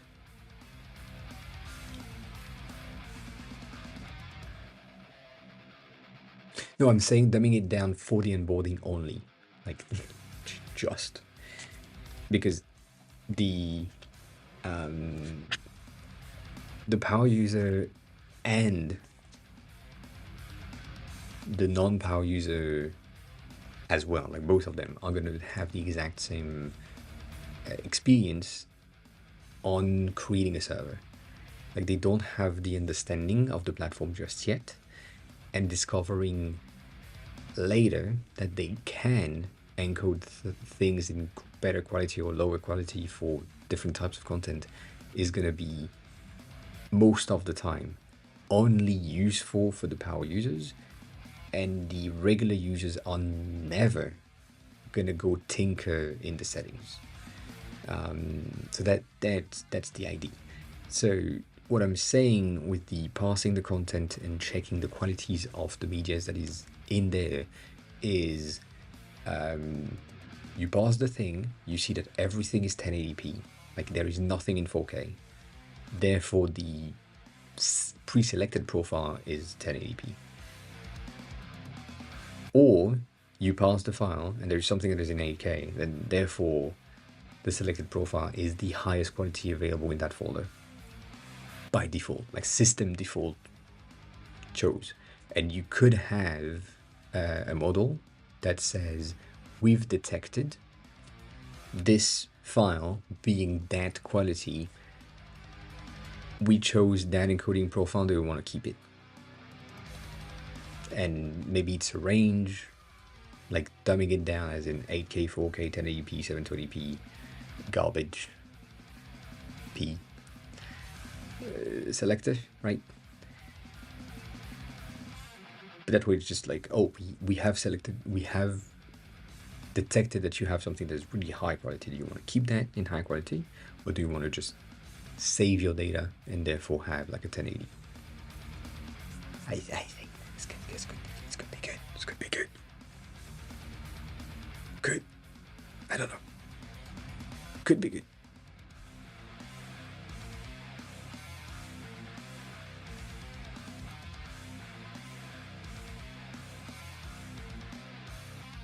And Genie, yes, I would be, I think, lower than average for the target audience that is basically Stony. So yeah, under average.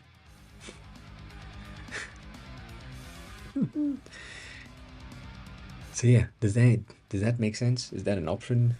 If that's an option, I feel like that's an easy win for you. Scan folder, detect qualities, assign one of the basic.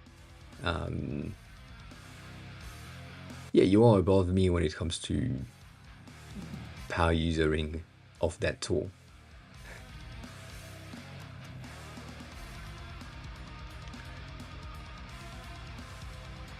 If it's not easy, that pisses me off. I'm thinking the reason why it's not easy, it's Kane, welcome back. The reason that why it's not easy is because if the user has so much. I haven't tried it, no. If the user has so much content in the folder they have selected, you will need to pass so much content. Like you, for example, with your fucking 8 terabytes of content. 8? 80? I forgot. I forgot if there is a zero or not. Yeah.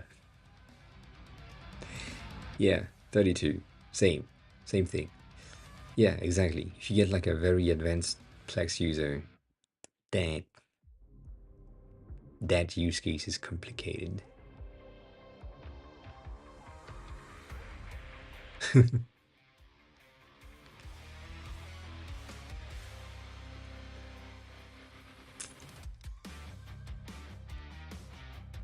Yeah.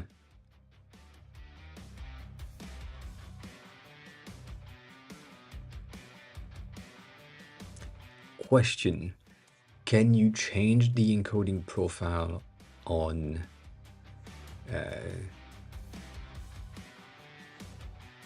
the folder afterward? I think, yeah. I think you can.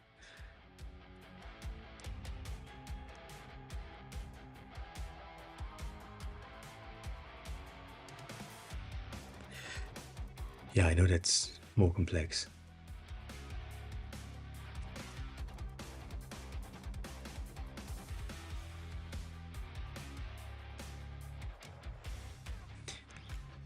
My brain is really going into the I don't like it.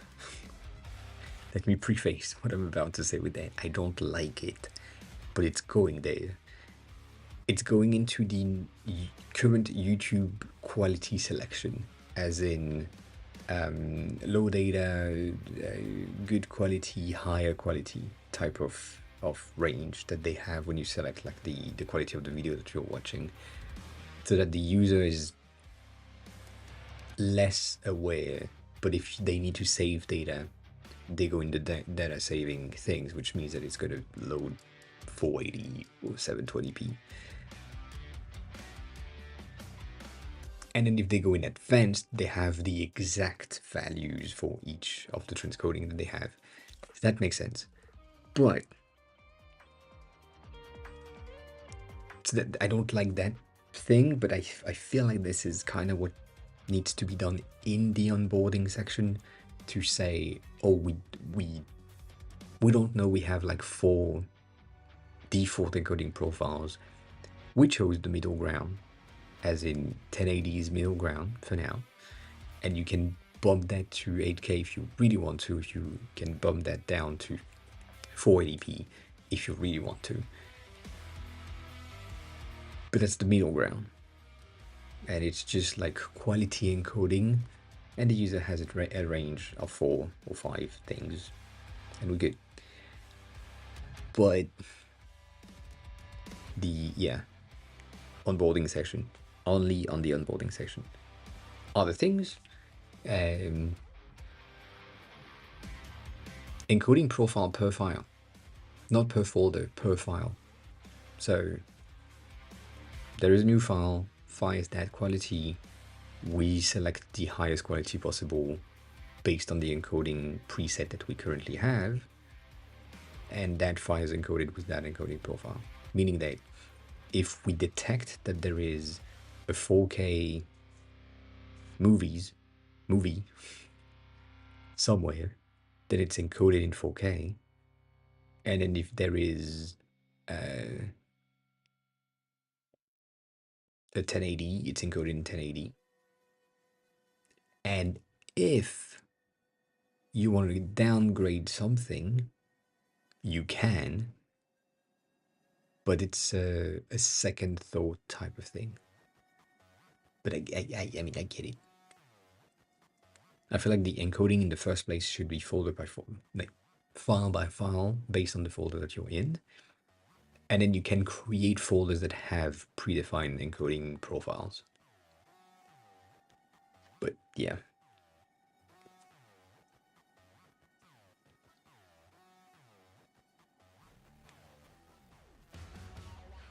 Yeah, also that makes sense. That dual encoding thing.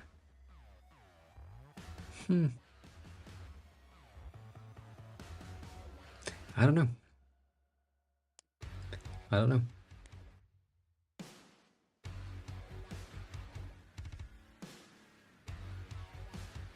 I already feel like there is too many steps in the onboarding section. That's why I'm like really trying to condense it into something that just makes sense and take your potential users from install to encode in like 2 clicks. Like that's the thing that I have.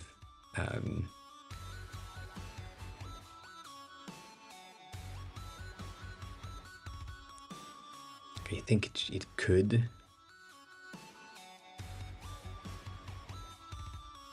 Install, login, name your server, select a folder. That's too much. That is too much for me.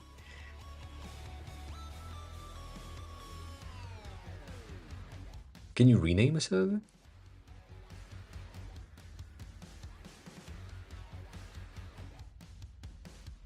Because if that's the case, my server 1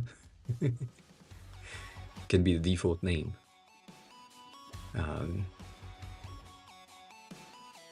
Yeah.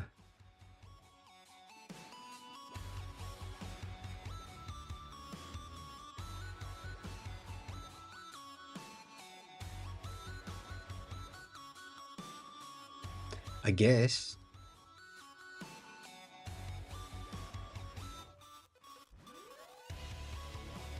I think if you go for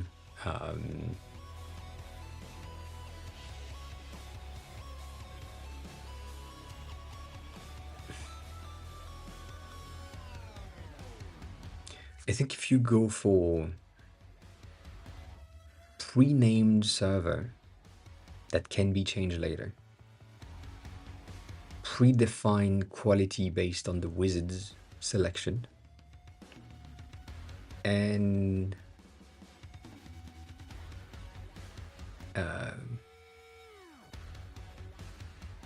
just log in, select your source folder.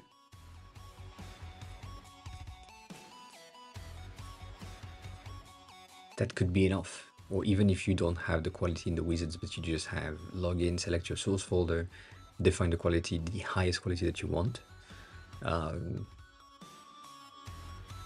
then yeah, that limits the steps. I know. It's limiting for not much, but the goal is to get the user to be in as quickly as we can. And installing an app already is a commitment, so we know that they will probably stay there. But yeah, what is that? What is all that? These are fat ass files.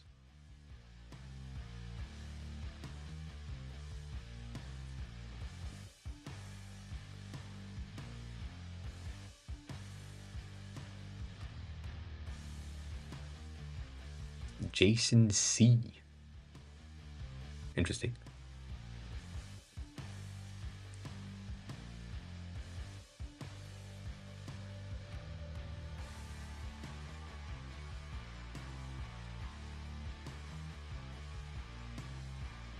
I can't read that.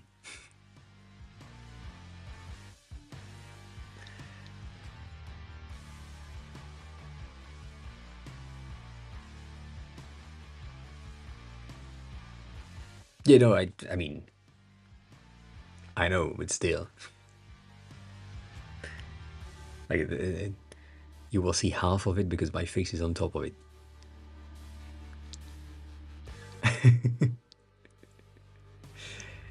But from what I understand is like you have your basics video profiles, as in HD, H.264, right? All of that. Yeah, for these things, but not for here.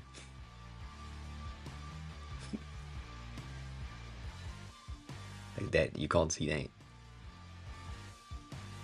That's right behind my camera, right there. This can't see that. Nonetheless, I get it.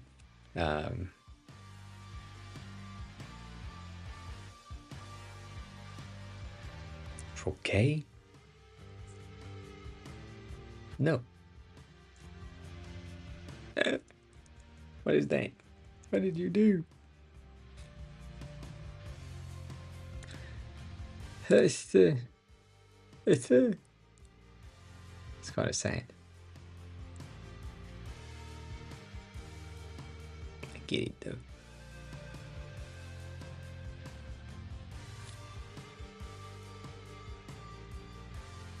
Yeah.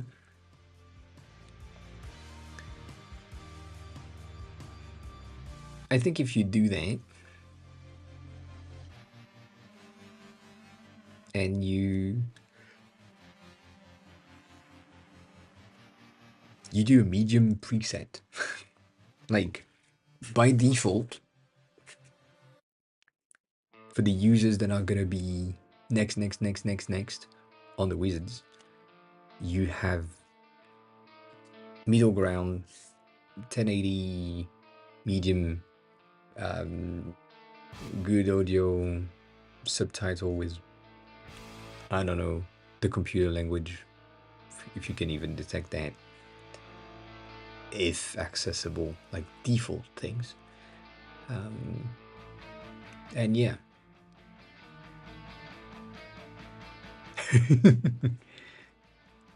I don't think you do. I think you're good. But yeah, yeah.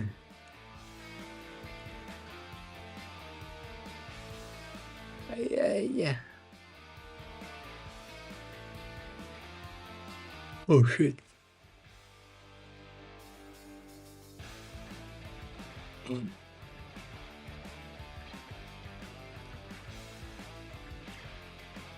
I think that, yeah.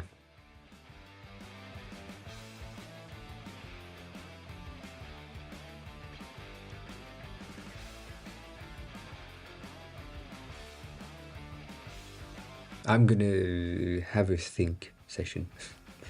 A bit of thinking session on that entire thing. I feel like it can still be better, but install, login. I don't know what you can do in the wizards, the installation wizards. That's the thing. Because if you can define profiles before the encryption happens, as in before the login, then I would have that in the wizards so that the user just has already selected things, install the app, and then opens it, logs in, be good. But yeah.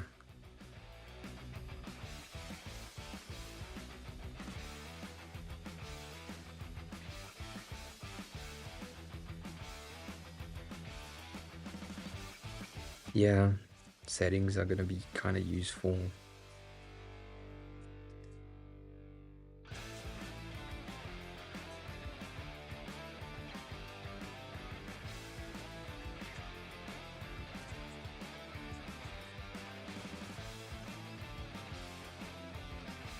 It's not. I mean, I'm really nitpicking on the amount of steps, on the amount of steps, because it's just install, launch, doesn't count, launched automatically, login, settings, folder. These are the three steps that you have, and folder basically at the end. Once you have selected your folder, you click next, and it's just encode the things. So Lure Opistana is now following. Lura, hi, welcome on in. How are you? Who are you? How did you find the stream? Thanks a lot for the follow, I appreciate that. I hope you're good. That's a lot. 5 in one day? That's crazy. Appreciate it.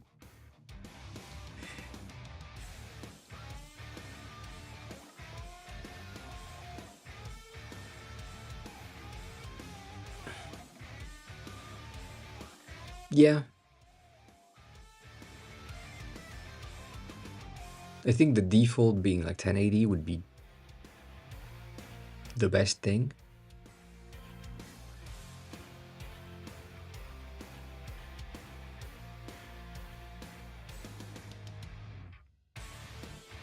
And then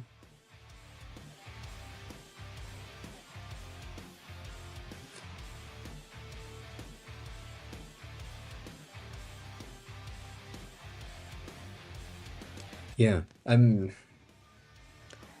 experiencing the thing and reading the page in my head. So it's like I name the server, I'm selecting a folder, or I arrive on my first library, I need to name that library, I need to select the quality for that library, and if that library is already named movie and the quality is already set to 1080, and the only thing that I need to do, that the only action that I need to do is say, oh yeah, it's gonna like pass that folder specifically that I already have.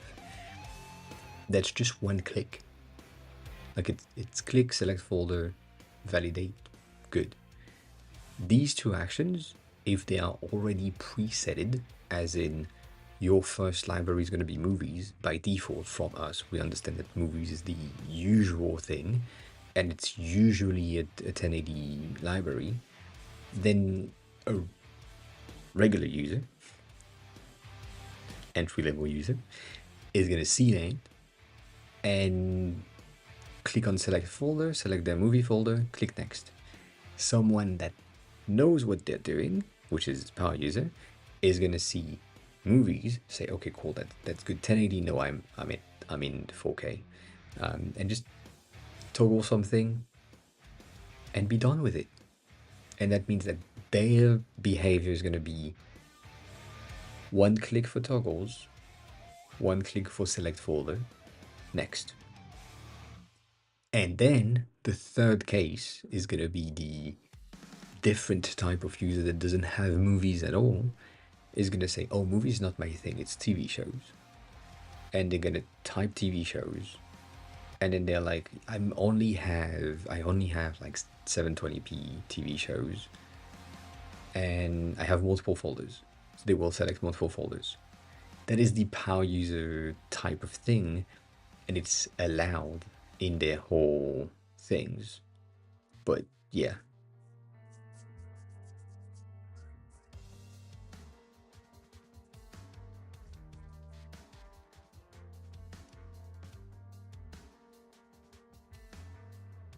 I think that's that's what my brain is saying.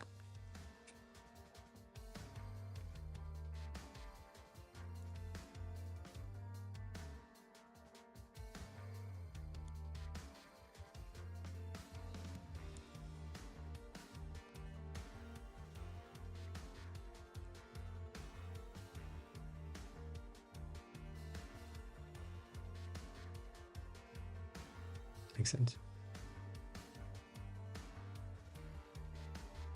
Does that make sense to you, Stony? In feasibility, I mean, and also in ease of access for the users. That's my question.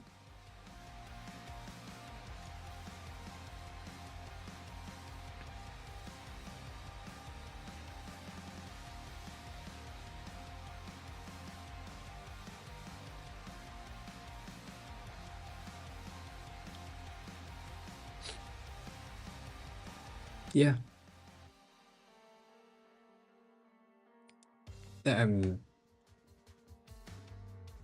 What I'm saying is basically this. Like if you pre-select stuff like here, and you have a quality that is 1080p pre-selected, and when you open it, you have like 420, 720, 1080 selected, and all the other languages, technically, sizes, qualities that you presetted in that thing, I don't mind it. It's just that the behavior of users is going to be, oh, it's 1080, cool, I'm good with that.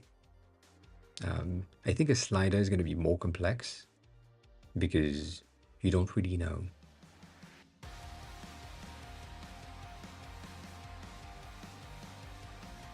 But also, if it's a slider for quality, it's kind of weird. Yeah, no. It feels weird. But yeah.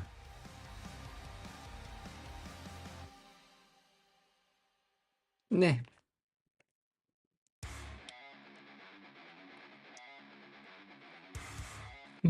God damn. God damn. So yeah, that's gonna be the that's the steps. We're good with the steps?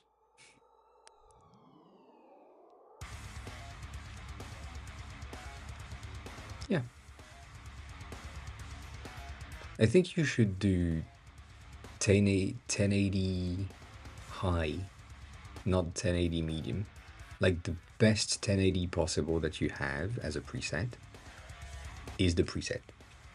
And the other qualities in there, in that drop down, are all the things that you already have. It's just the preset is 1080 high or 1080 max. I don't know what you have or how it's called, but middle ground, 1080 is middle ground, and it works for most things, most TVs, most screens. And if you have a 4K TV, then you know that you will go in that thing, click on it, select 4K, move on.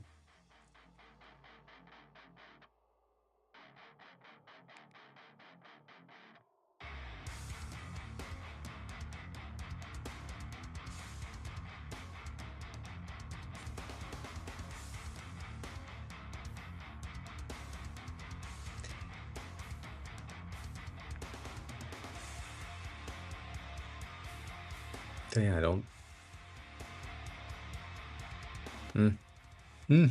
I don't have much more than that for that flow thing. I think that's gonna be. Sorry, we have ass right now, so I needed that. I just saw it. It just missed me. So I just yeah. Sorry. I should have just say fuck. Would have been easier.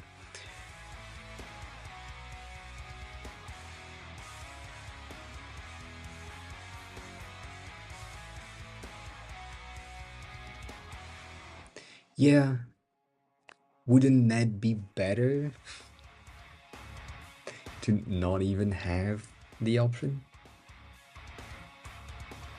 As in, only the power user will know that this exists and you want a cap. But regular user will not. And the power user will definitely know about the encoding profiles and how it works and how to create ones and all that. So yeah, I would not even, I really want to limit the clicks. I just like login, folder,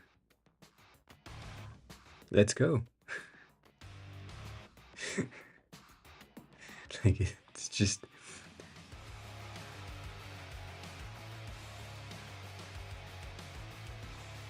login, server is already named my server.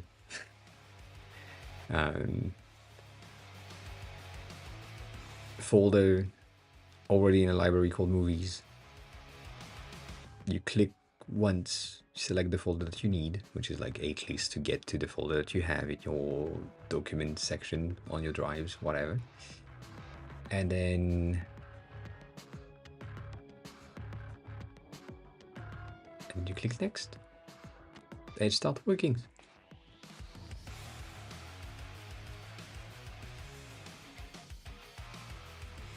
No, I don't think that there should be like one click for quality per libraries. I think there should be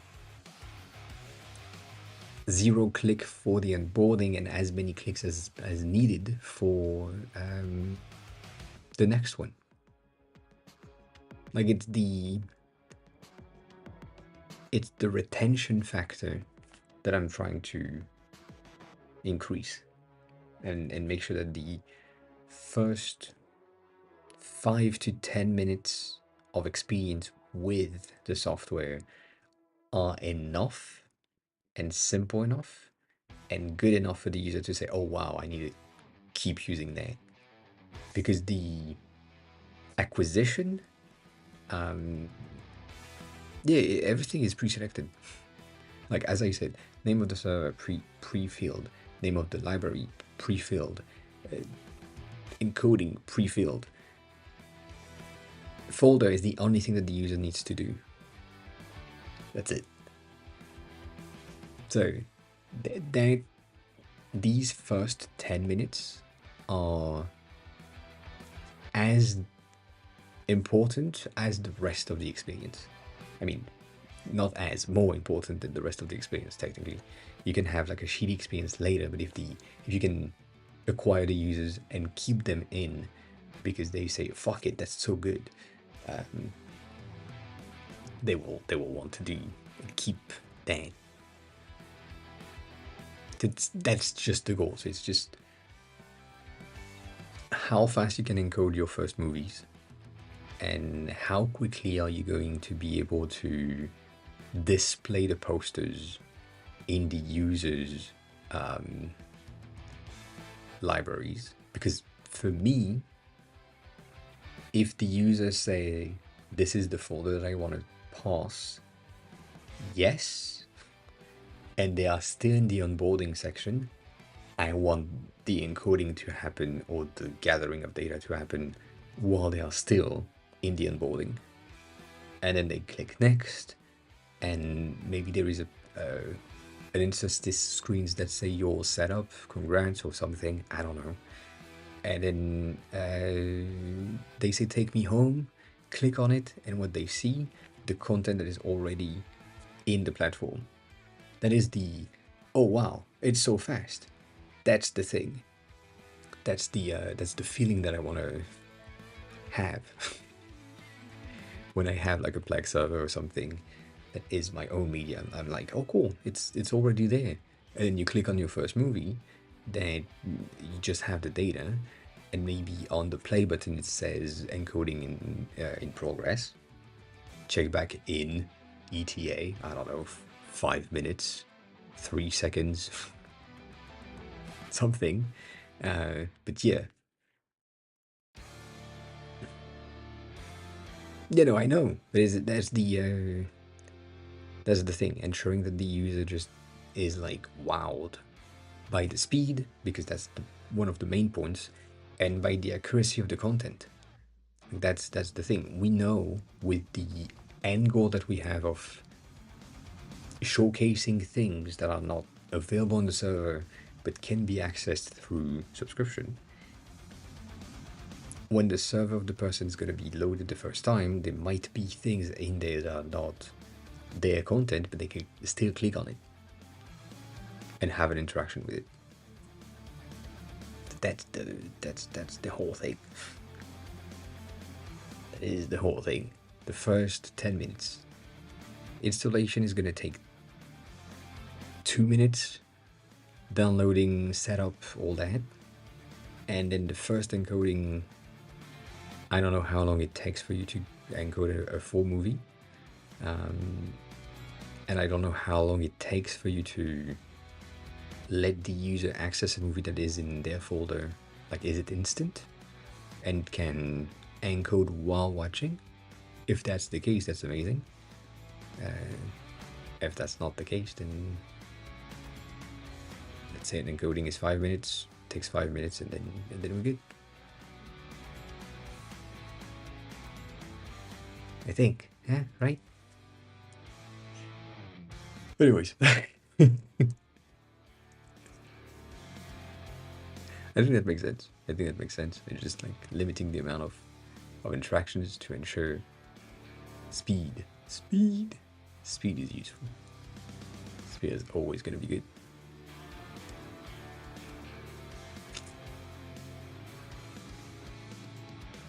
I see.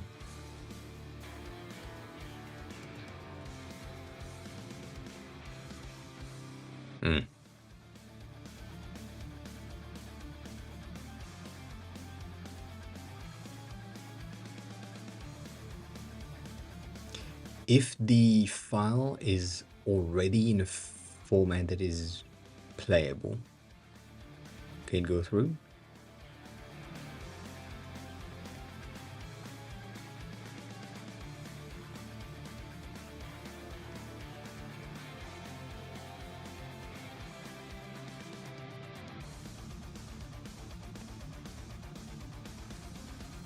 Yeah.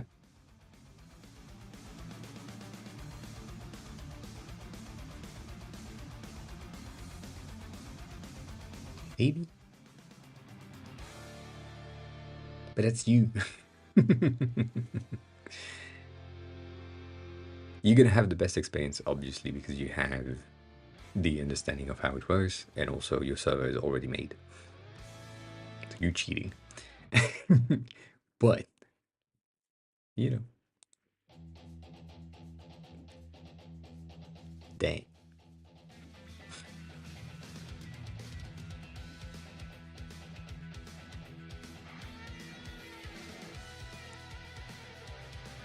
Anyways, I'm gonna send you to someone that is doing something, I think, for me. I have doubts. Yeah. So if it is directly playable, I feel like it's enough for the user to just click on things and be good, be done with it.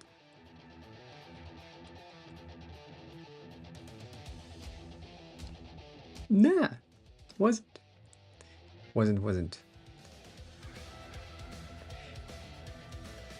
I'm gonna check the demo thing when I have some time and I'm not tired, Kane. I'll give you some feedback on it. It looks cool. It looks interesting. I think I know what it is, since I read the thing. But yeah, I'm sending you to Kane, obviously, for reasons. She might say something. I don't know. She's naked under her clothes, like everyone. Yes.